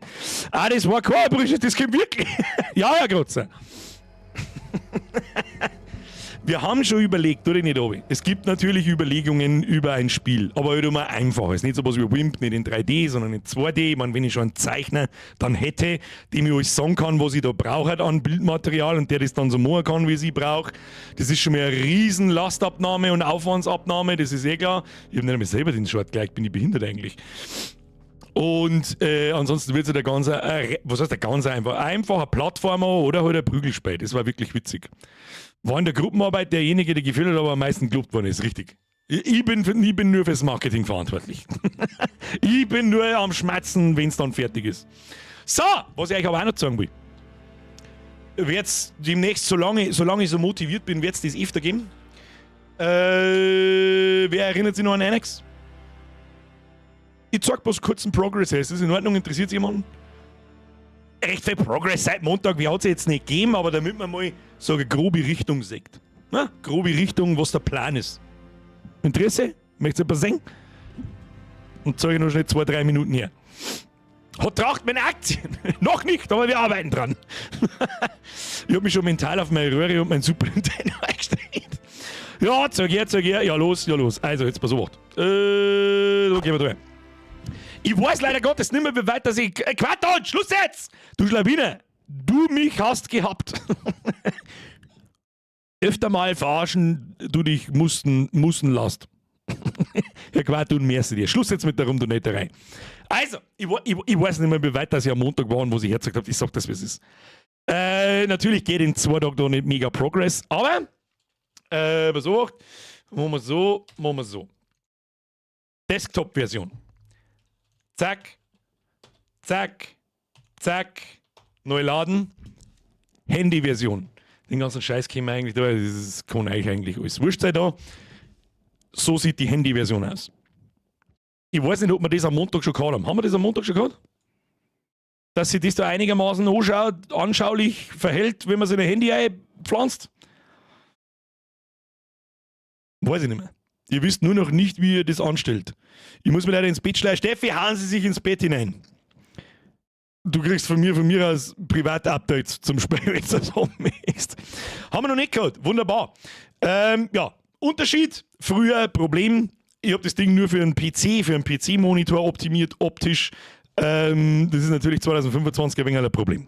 Darum habe ich angefangen, das Ding umzubauen. Klickt man, es ist natürlich noch nicht ansatzweise fertig. Aber, was zum Beispiel fertig ist, die ersten Pop-Ups mit Textfelder zum Registrieren, zum Einloggen. Wenn ich da schon wieder sehe, dass Benutzername abgeschnitten ist, kriege ich schon wieder einen Vogel. Aber, das Besondere ist, es funktioniert jetzt auch am Handy. Schaut noch nicht optimal schön aus, ist eh klar. Es war halt eigentlich geil, wenn das Kastel da in der Mitte käme, der Rest rundherum so ein bisschen mit einem Overlay ein bisschen dunkler werden, aber es ist jetzt, Hauptsache es funktioniert mir und es ist spielbar. Das ist mal das Erste. Genauso wie das Registrieren-Formular und so weiter und so fort. Das ist noch nichts einheitlich, das kommt einfach mit der Zeit. So, wenn ich mir jetzt einlogge, Achtung, machen wir bei der PC-Version, zack. So schaut NX aus am PC. Ich glaube, das kennen viele noch, da hat sich nicht viel geändert. Da habe ich auch vorerst nicht vor, irgendetwas zu ändern. Aber, was ist neu? Wenn ich mich da jetzt einlogge, schaut das Ganze jetzt so am Handy aus. Das gab es vorher nicht. Du hast jetzt ein extra Menü, wo du meine Kolonie heißt halt Bums-Container 500 Millionen oder so und die ganzen Rohstoffanzeigen, das mit dem Extraktor, die ganzen passiven Rohstoffe und die erste Lösung für die Kolonieansucht ist mal folgendes: Du kannst, und das funktioniert auch, also es funktioniert auch mit Touch, ja, kannst du da so hin und her schieben. Ultimativ geil finde ich es noch nicht, aber es ist zumindest darstellbar und es verliert den Flair eines Spiels nicht. Ich habe noch eine andere Idee, da hat mir eine Spezi draufgebracht, super gute Idee, und zwar gibt es für Mobile eventuell eine Grid-Ansicht für Gebäude. Das bedeutet, das schaut dann nicht so aus, als hätten die Gebäude da dynamisch versetzt irgendwo da umeinander stehen, sondern es ist halt mobil optimiert, da ist man etwas eingeschränkt. Es wird die Gebäude werden in so Raster aufteilt, ja, in so drei Zeilen. Und dann funktioniert das einfach besser auf Handygeräten. Da kann man trotzdem dann den Hintergrund da anzeigen, aber du hast einfach sauber und schön alle deine Gebäude und Bauplätze nebeneinander. Und so weiter und so fort. Pop-ups für Gebäude wie? Zeige ich dir. Normalerweise, bis jetzt haben die Besonderheit. Was heißt die Besonderheit? Das hat mir hier einfach so iPad. Das habe ich vor über 10 Jahren habe ich das schon so konzipiert. Kann man diese Pop-ups, zack, nehmen, aufmachen, dann machst du die Kaserne auf, die kannst du da herziehen, dann machst du das Lager auf, wenn es jemals aufgeht. Ja, jetzt halt. Das kannst du da herziehen, wie du lustig bist. Luke, Schluss! Dritt, du Knaller, komm gerade aus der Spätschicht, was habe ich versäumt? Alles. Lass zurücklaufen, fühl dich auf die Nüsse geküsst und viel Spaß damit. So, das war halt so. So, das geht natürlich am Handy nicht. Wie soll denn das am Handy gehen? Du kannst weder Pop-ups am Handy, also Pop-ups kannst du auch machen, aber nicht mehrere gleichzeitig. Funktioniert halt da am PC natürlich recht schön. Es funktioniert alles per automatischer Aktualisierung. Du brauchst da nichts Nylon oder sonst irgendwas, zumindest fast alles. Wie löst man das jetzt am Handy? Also die erste Einschränkung ist schon mal, du kannst maximal ein Pop-up aufmachen von so Gebäudeinterfaces. Und am Handy ist ja das nächste Problem die Navigation da herum. Nachrichten-Buttons, Map-Buttons, die Map, die ganze Corporation-Übersicht, Ranglisten, Quests und so weiter und so fort. Wo soll ich denn die ganzen Navigationspunkte hin tun? Das ist eigentlich am Handy gibt es da nicht recht viele Lösungsmöglichkeiten, außer folgende. Plupp. Dann fährt da von der Seite, kann ich das irgendwie größer machen? Ja. Mal so, dass ihr das da besser seht.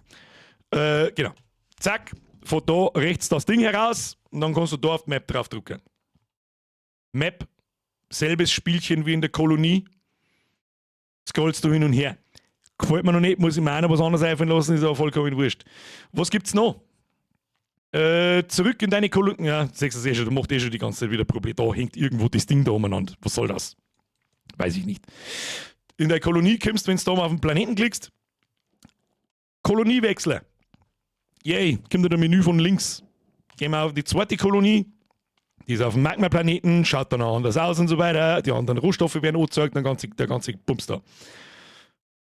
Das ist einmal so das Erste, woran ich die letzten 2 Tage gemerkt habe, dass das da herum funktioniert auch schon alles. Also wenn ich jetzt da zum Beispiel hergehe und genau. Siehst du das? Dann geht das Kasernen-Pop-Up da auf, aber das ist total verzogen und bekackt. Das habe ich auch noch nicht neu gemacht. Aber wenn ich jetzt da hergehe und baue das zum Beispiel aus auf Stufe 12, schaust da oben die Prozentbalken und die Rohstoffe an. Die werden abgezogen und so weiter. Also technisch funktioniert alles. Es gibt eigentlich bloß ein Pop-Up, das ich bis jetzt angepasst habe, so wie es später grob, muss ich sagen, also ganz fertig bin ich noch nicht. Und zwar das Nachrichtenfenster. Blub. Achtung. Schaut am PC so aus. Da hast du die Tabs da herum, deine letzten Nachrichten, deine letzten Berichte. Und eigentlich ist das Einzige, was so gut wie fertig ist, so wie es mir ungefähr vorstellt, der Senden-Tab, das war der erste. Ich darf euch jetzt natürlich gerne sagen, wie das vorher ausgeschaut hat, wie Kraut und Rüben, um ehrlich zu sein. Und die Besonderheit daran ist, dass dieser ganze Inhalt jetzt responsive ist. Das bedeutet, wenn ich da herin auf Schreiben gehe, schaut das Ding exakt so aus wie am PC. Bloß, da haben zum Beispiel die 2 Textfelder nebeneinander und sobald du auf dem Handy bist, schirmen sie die automatisch untereinander und gehen in 100% Breite. Ich kann es jetzt anders nicht erklären, keine Ahnung. Dann oben in die Tabs verschwinden die Texte, da steht dann nicht Schreiben, Nachrichten und Berichte, das sind bloß noch Symbole. Aber wenn du drauf drückst, steht ein kleines Tooltip dabei, Schreiben, Berichte, Nachrichten. Und da, wie man schon sieht, da bin ich noch nicht fertig damit, da zleckt es noch alles und so weiter. Aber so in etwa stelle ich mir das vor. Und dann kannst du es da zuklappen, dann kannst du da wieder in deiner Kolonie umeinander pimmeln, kannst es wieder aufmachen oder du kannst es auch wieder zumachen. Und ich glaube, das wäre der Weg, das funktionieren kann. Und ich muss auch sagen, ich bin hochmotiviert, dass ich weitermache dran. Wer es nicht ganz verstanden hat, das hier ist ein Spiel von mir, das habe ich gemacht, schon vor langer Zeit, vor 4 Jahren, haben wir da einmal eine Runde oder 3-4 Monate lang gespielt. Und es hat auch gut funktioniert, sehr gut funktioniert. Schauen wir mal, wie weit das ich komme. Aber im Zeitalter des Mobilgeräts muss es halt für mobil optimieren, auf wie auch immer. Und es wird eine Schweinearbeit von jedem Gebäude, jedes Interface für Kommandos, für die Ausbildung. Da schaut mal das an, ich meine, was soll das denn darstellen? Es funktioniert am Ende halt einfach nicht. Für das war es einfach auch nicht gedacht vor dieser langen Zeit. Da war alles kreuz und quer irgendwie. Muss jeden einzelnen Tab in dem Spiel zu jedem einzelnen Gebäude umgestalten. Da schaut mal, was soll denn das darstellen da? Keine Ahnung. Dass das da auch schön in diese Pop-Ups reinpasst. Ja, da. Was das eben ist. Bis halt CSS-Magic und dann geht das schon. Ja, bisschen. Bisschen hier, bisschen da, und du änderst 2-3 Klassen und dann passt schon. So, das war eigentlich auch schon alles, was ich echt sagen wollte. Und ansonsten, wenn es wirklich jemand interessiert, es gibt in meinem Discord gibt's einen Channel, der heißt Annex Schmerz. Da poste ich immer, wenn ich was gewerkelt habe, poste ich ab und zu mal Screenshots ein, wenn ich wieder was geändert habe. Der Progress ist sehr langsam, weil das wirklich eine Sisyphus-Arbeit ist. Ich muss jedes einzelne Ding quasi neu machen. Gott sei Dank muss ich bloß das Frontend umbauen, aber keine Technik nicht. Wobei das auch noch kommt, ja, mit Sicherheit. Ich finde so viel, also manchmal, ich schaue mir den Code an, da stehen drin, die haben über 10 Jahre alt, wo ich mir denke, Alter, was hast du denn da denkt? Was zur verfickten Hölle hast du da gemacht? Braucht's das? Ich weiß es nicht. Aber gut. So! Es steckt viel Zeit. Oh, da steckt das, ich kann es nicht in Zeit bemessen. Wie viel Zeit das da drin steckt, ich weiß es nicht. Und deswegen fuchst mich immer wieder, wenn ich drüber nachdenke, fuchst's mir, Mann, das Ding ist so weit und es ist wirklich sehr weit. Es ist natürlich nicht fertig, aber es ist sehr weit gewesen, das Spiel. Sehr, sehr weit. Fuchst mir das einfach, dass ich dieses Ding nie wirklich online gebracht habe und wieder einen Schwanz einziehe und wieder sagst du mir, boah, irgendwie traue ich mich nicht, interessiert sowas überhaupt nicht, keine Ahnung. Mal gucken. Wie weit das ich komme. Und es geht voran. Wenn ich einmal herausgefunden habe, wie ich grundlegend diese Pop-Ups umbaue, dann sollte der Rest relativ schnell gehen. Aber jetzt machst du das, schaut sehr gut. Ich strenge mich an. Nervt's mich. Bei Annex darf's mich nerven mit, wie schaut's mit Annex aus, wie schaut's da damit aus, wie schaut's da aus. Darf's. Jederzeit. Auch ein gutes Browser-Game hat schon was. Nein, die Idee dahinter ist halt natürlich das Teil mobilfähig machen. Das ist eh klar, am PC sitzen mittlerweile einfach die wenigsten, das ist halt so. Und das Teil natürlich dann irgendwie nicht als native App, aber als Web-App im Prinzip in Google Play Store zu bringen und in Apple, wie heißt denn die Scheiße eigentlich bei Apple? iOS Store? Keine Ahnung. Birdman schreibt, Birger, grundlegend bist du mit deinem Game aber deutlich weiter wie mit meinem. Ja, ich kann mir jetzt sehr gut vorstellen, dass die wenigsten da herinnen jemals irgendein Spiel angefangen haben, aber du hast einfach App Store? Okay. Schauen wir mal.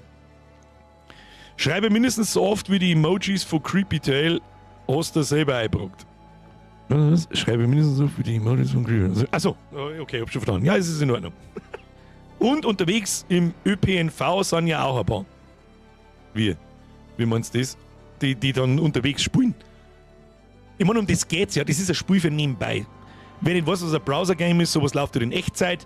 Das bedeutet, wenn ich jetzt da drauf drücke, zum Beispiel jetzt gerade da drauf drücke, baue meine Kaserne auf die nächste Stufe aus, dann steht da dort 26 Minuten 33.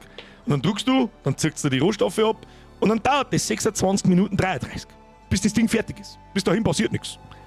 Und du kannst dir aber auch ausloggen, dein Handy ausmachen und zum Scheißen gehen und morgen erst wieder reinschauen. Bis morgen ist dann die Kaserne fertig.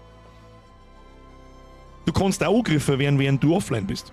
Du kannst allerdings auch andere angreifen, währenddessen sie offline sind. Und so weiter und so weiter und so weiter. Das ist so der Hintergrund. Und solange es besser wird wie Skull and Bones,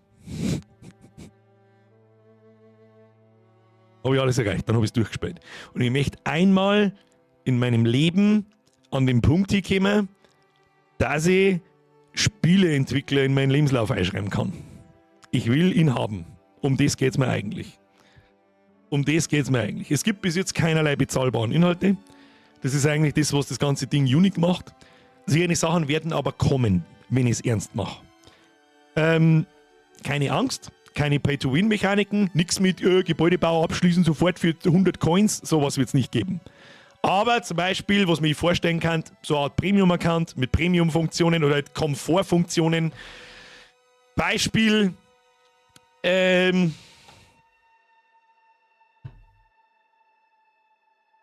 genau. Keine Ahnung. Beispiel, das hat es in unserem ersten Browser-Game 2007 gegeben. Dir wird zum Beispiel ein Zeitpunkt angezeigt, wann deine Rohstofflager voll sind. Da musst du es dann nicht selber ausrechnen. Nur so Kleinigkeiten. Und das aber halt an allen möglichen Stellen. Dann zum Beispiel, normalerweise du hast dann irgendwann in deiner Rohstofffabrik so einen Extraktor, so einen mobilen so Rohstoffsammlerfahrzeug halt. Da kannst du auf der Karte irgendwo hingehen, da haben Rohstoff vorkommen und da musst du den hinschicken, das kostet dann blaue Rohstoffe, der fährt dann da hin, dann bleibt er eine Stunde da sitzen, baut das Ding ab und fährt wieder zurück. Und dann kriegst du eins von diesem Rohstoff. So, das musst du auf der Karte suchen, das Feld. Und so ein, wie soll ich sagen, so eine Premium-Funktion wäre dann zum Beispiel in der Rohstofffabrik, du brauchst nicht mehr auf die Map gehen, sondern drückst einen Knopf oder hast eine kleine Listen von allen Rohstoffvorkommen im Umkreis von was weiß ich und brauchst bloß noch einen Knopfdrucker und dann fährt er automatisch hin. Du musst nicht mehr suchen. Sowas zum Beispiel. Ja, das ist kein Pay-to-Win, das ist einfach eine Komfortgeschichte. Vor allem für Leute, das richtig krass spielen und später einmal 50, 60 verschiedene Kolonien haben und du jeden Tag Kolonie, Extraktor, Map, Punkt, Schicker, nächste Kolonie. Dann kannst du nämlich einfach durchgehen, schick, passt. Keine ewigen Kugeln zum Investieren, damit der Entwickler mehr Rohstoffe heimbringt. Nein, auf keinen Fall. Sowas wird es nicht geben.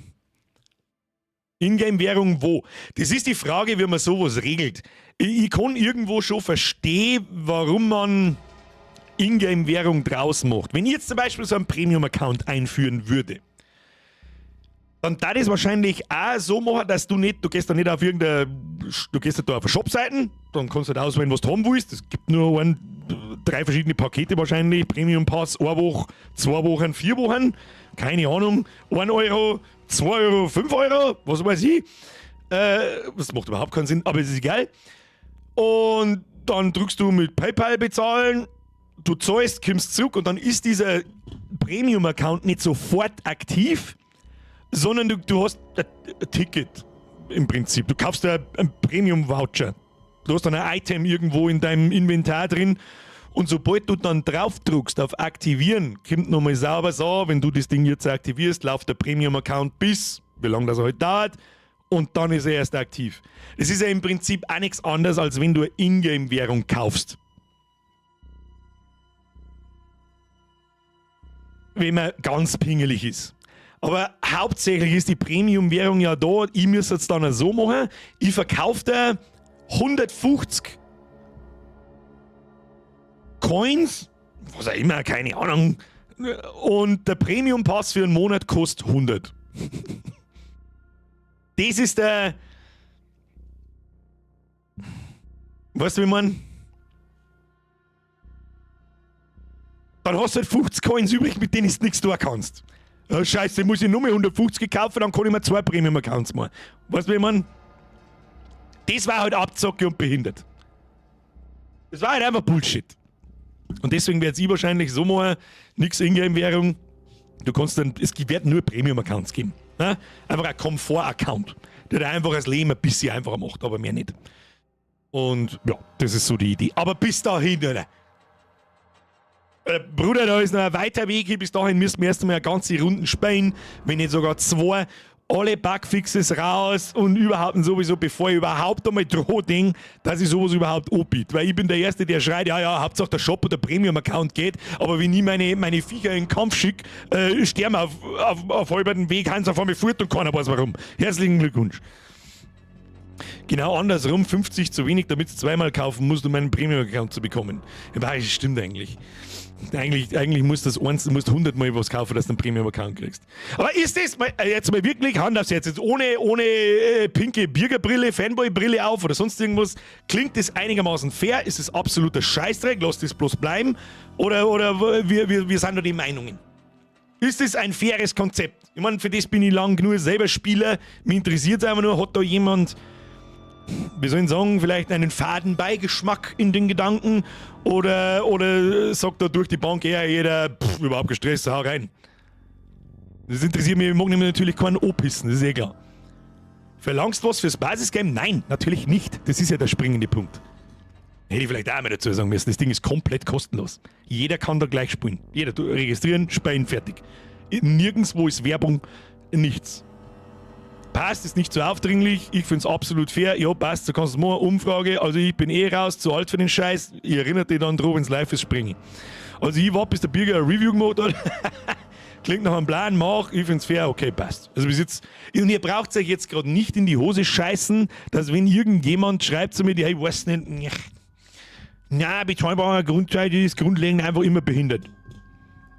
Bloß hätte ich dann einen Grund gern, auf das muss ich einstellen. Ich hätte einfach jetzt gern gewusst, was das Problem ist natürlich.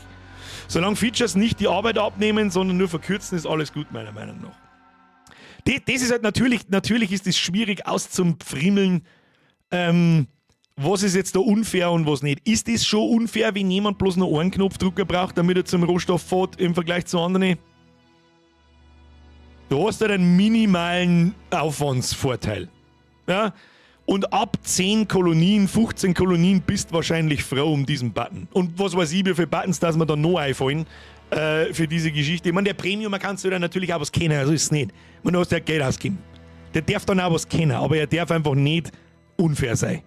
Dass du damit, wenn du den hast, dass er nicht Premium-Account-Spieler keine Chance mehr hat. Kein Premium-Account machen, sondern einfach etwas fürs Gespräch, etwas verlangen. Das geht nicht. Das geht nicht. Das, wenn ich Free-to-Play mache, kriege ich 300 Leute am ersten Tag rein. Das, wenn ich 2,50 Euro verlange, kriege ich keine 100 rein. Keine 50. Es muss Free-to-Play bleiben. Es ist nichts anderes wie Internetseiten übrigens. Das ist keine App, was du gerade gesehen hast. Das ist eine Internetseite. Kann ich gar Geld verlangen, was sind das machen? Ist aus Außenstehender, find's und horcht sich gut an. Keine Buffs auf Einheiten, keine zusätzlichen Rohstoffe, nein, sowas überhaupt nicht. Also du kannst auf keinen Fall Rohstoffboosts oder Einheiten oder sonst irgendeinen Scheiß mit Geld kaufen. Auf keinen Fall natürlich.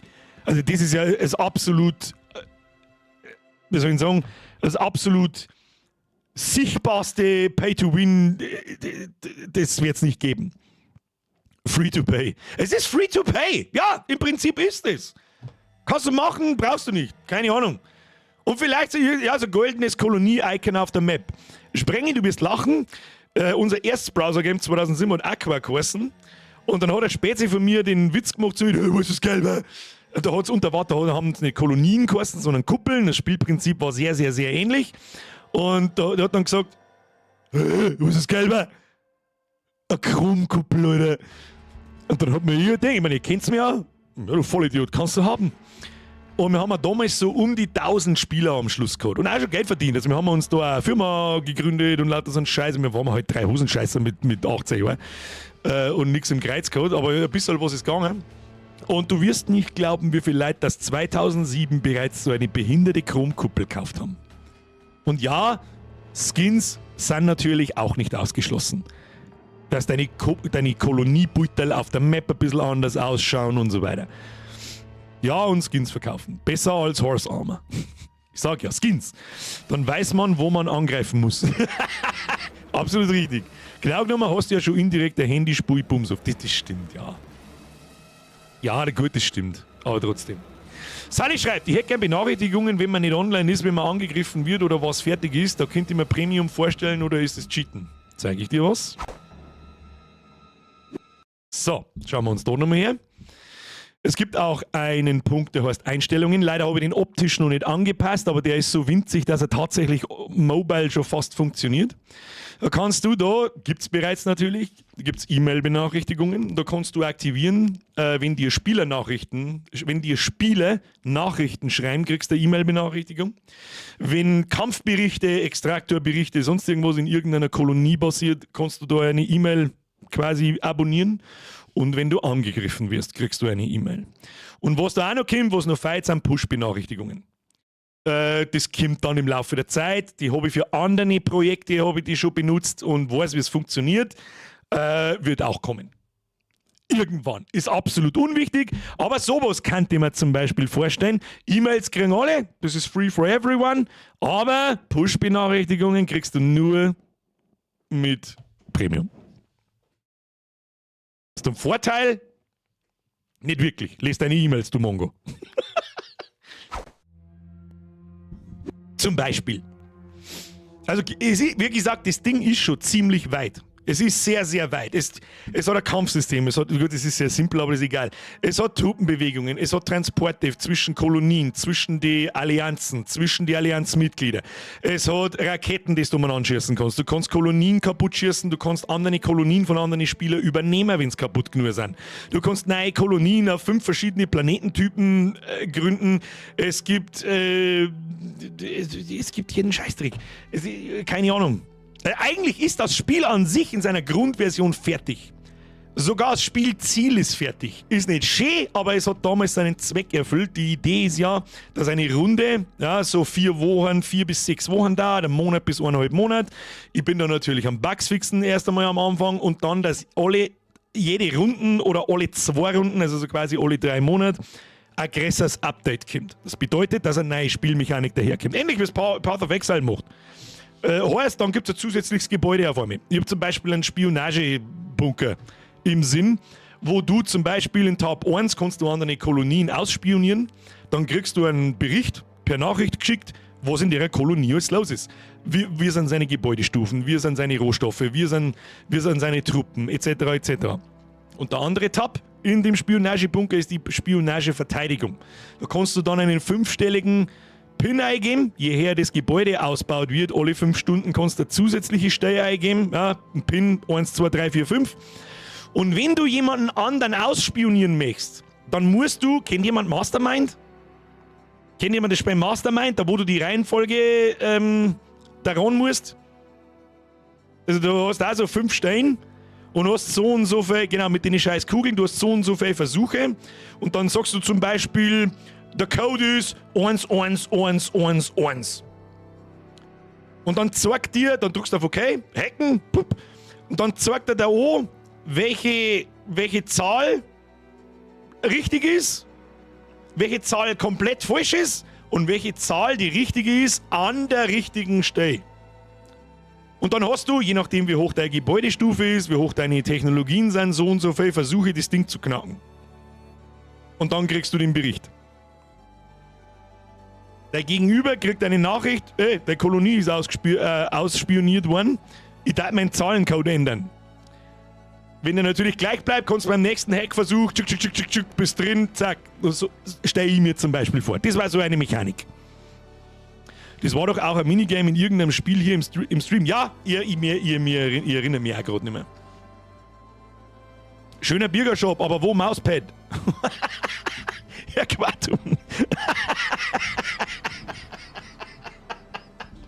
Das kam so dermaßen aus dem Nichts. Ich bin mir nicht sicher, ob es bei Spreadshirt Mauspads gibt. Möchtest du Mauspad? Ich weiß halt nicht, ich habe noch nie ein Mauspad bei denen bestellt und deswegen habe ich keins drin, weil ich nicht weiß, ob es absoluter Schrott ist. Warte mal kurz. Ich schau schnell nach. Mit was für einem Motiv? Herr Quatum, mit was für einem Motiv? Mit dem Vollbier-Squad-Logo? Oder was war die Vorstellung? Ich fürchte, dass das Mauspad nur in weiß gibt und weiß auf weiß druckt sich so schlecht. Ich möchte seine Hand auf dein Gesicht legen. Mauspad bitte mit Busenkissen drin. Wenn es geht, dann war schon drin. Tut ihm mal nicht runter. Ich brauche halt Busen. Ja, alle brauchen Busen wie eine Handauflage. Das ist mir schon klar. Das Affentypen. Ihr Vollidioten. So, Accessoires, was haben wir denn da? Ich glaube, dass da kein Mauspad. Es hat einmal eins gegeben, wenn ich mich richtig erinnere, aber ich glaube, dass es da keins mehr gibt. Da Stoffviecher gibt's, jeden Scheißdreck gibt's. Biotäschchen, ja, deine Mama ist ein Biotäschchen. Da, tatsächlich! Mauspad, Querformat, nicht verfügbar. Warum nicht? Der Kontrast zwischen Design und Produkt ist zu gering. Ändere die Farbe deines Designs, um es auf das Produkt zu platzieren. Verdammt nochmal. Herr Quaton, ja, und mit dem Jahresmerch. Okay? Das geht. Das soll gehen, wenn du das wirklich haben willst. Ich kann keine Empfehlung, also ich kann auch keine Nicht-Empfehlung aussprechen, weil ich selber noch nie uns bestellt habe. Ich hab selber oder nie uns gekriegt habe, sagen wir es so, manchmal kriege ich von denen ja was. So, jetzt mal so, kriegst du. Boah, ihr seid nicht offen. Hey, schön hier, aber waren Sie schon mal in Baden-Württemberg? So, Accessoires, aber Mauspad wo? Ich hoffe, dass es gibt. Schauen wir mal. Tatsächlich, Mauspad, Querformat, Kruzifix. Da, es gibt auch Kühlschrankmagneten. Mit denen kann ich so blöd sein Ding kaufen. Ich weiß auch nicht einmal, was das Mauspad kostet. Ich sag das, wie es ist. Ich sag's dir, wie es ist. So, jetzt sind wir da fertig. Das kann ein paar Minuten dauern, bis das dann wirklich angezeigt wird. Jetzt warte mal, machen wir mal das. Okay, warte mal. Machen wir das so. Dann muss das passen. Fertig. Übernehmen. Und da schauen wir da mal schnell nach. Da schauen wir da doch einmal schnell nach. Haben wir da irgendwo ein Mauspad? Mauspad wo? Oh. Ja, kostet 12,95 €, gell? Es ist halt einfach nur eine Plastikscheibe mit meinem Druck drauf. So leid es mir tut, aber it is what it is. Herr Quatun! Musst schauen, ob es es schon gibt. Ob es schon online gestellt. Oh! Was? Nur noch 90? Was? Nur noch 90 Tage? Was nur noch 90 Tage, spare 15% beim Kauf von mindestens 3 Produkten. Was ist denn das wieder für ein Behindertengutschein? Den hab ich nie gemacht. Spreadsheet, was machst du denn? Wie nur noch 9? Die nächsten 3 Monate haben wir alles zur Bist du nicht ganz dicht oder was? Ja gut, jetzt deaktivieren kann ich nicht mehr. Wer 3 drüber kauft, kriegt 15%. Wer was braucht, hauen sie rein. Was für ein Scheiß. So, jetzt pass auf. Alle Produkte, Design, Accessoires. Ist schon drin. Ist schon drin. Und Kühlschrankmagneten. Nein, auch drin. Wenn ihr es haben wollt, hauen Sie rein. Keine Ahnung. Herr Quartun, jeder, der sich irgendwas bestellt, Dankeschön. So, und jetzt gehen wir ins Bett. Kruzifix. Hätte schon lange wieder eine Stunde lang in Annex investieren können. So. Meine Damen und Herren, so genug. Jetzt hätte man ein Creepy-Teil auch noch fertig spielen können. Kruzifix. Nein, es ist eh fast keiner mehr da. Gut, 380 Leute, fast keiner, ist auch ein bisschen schwierig.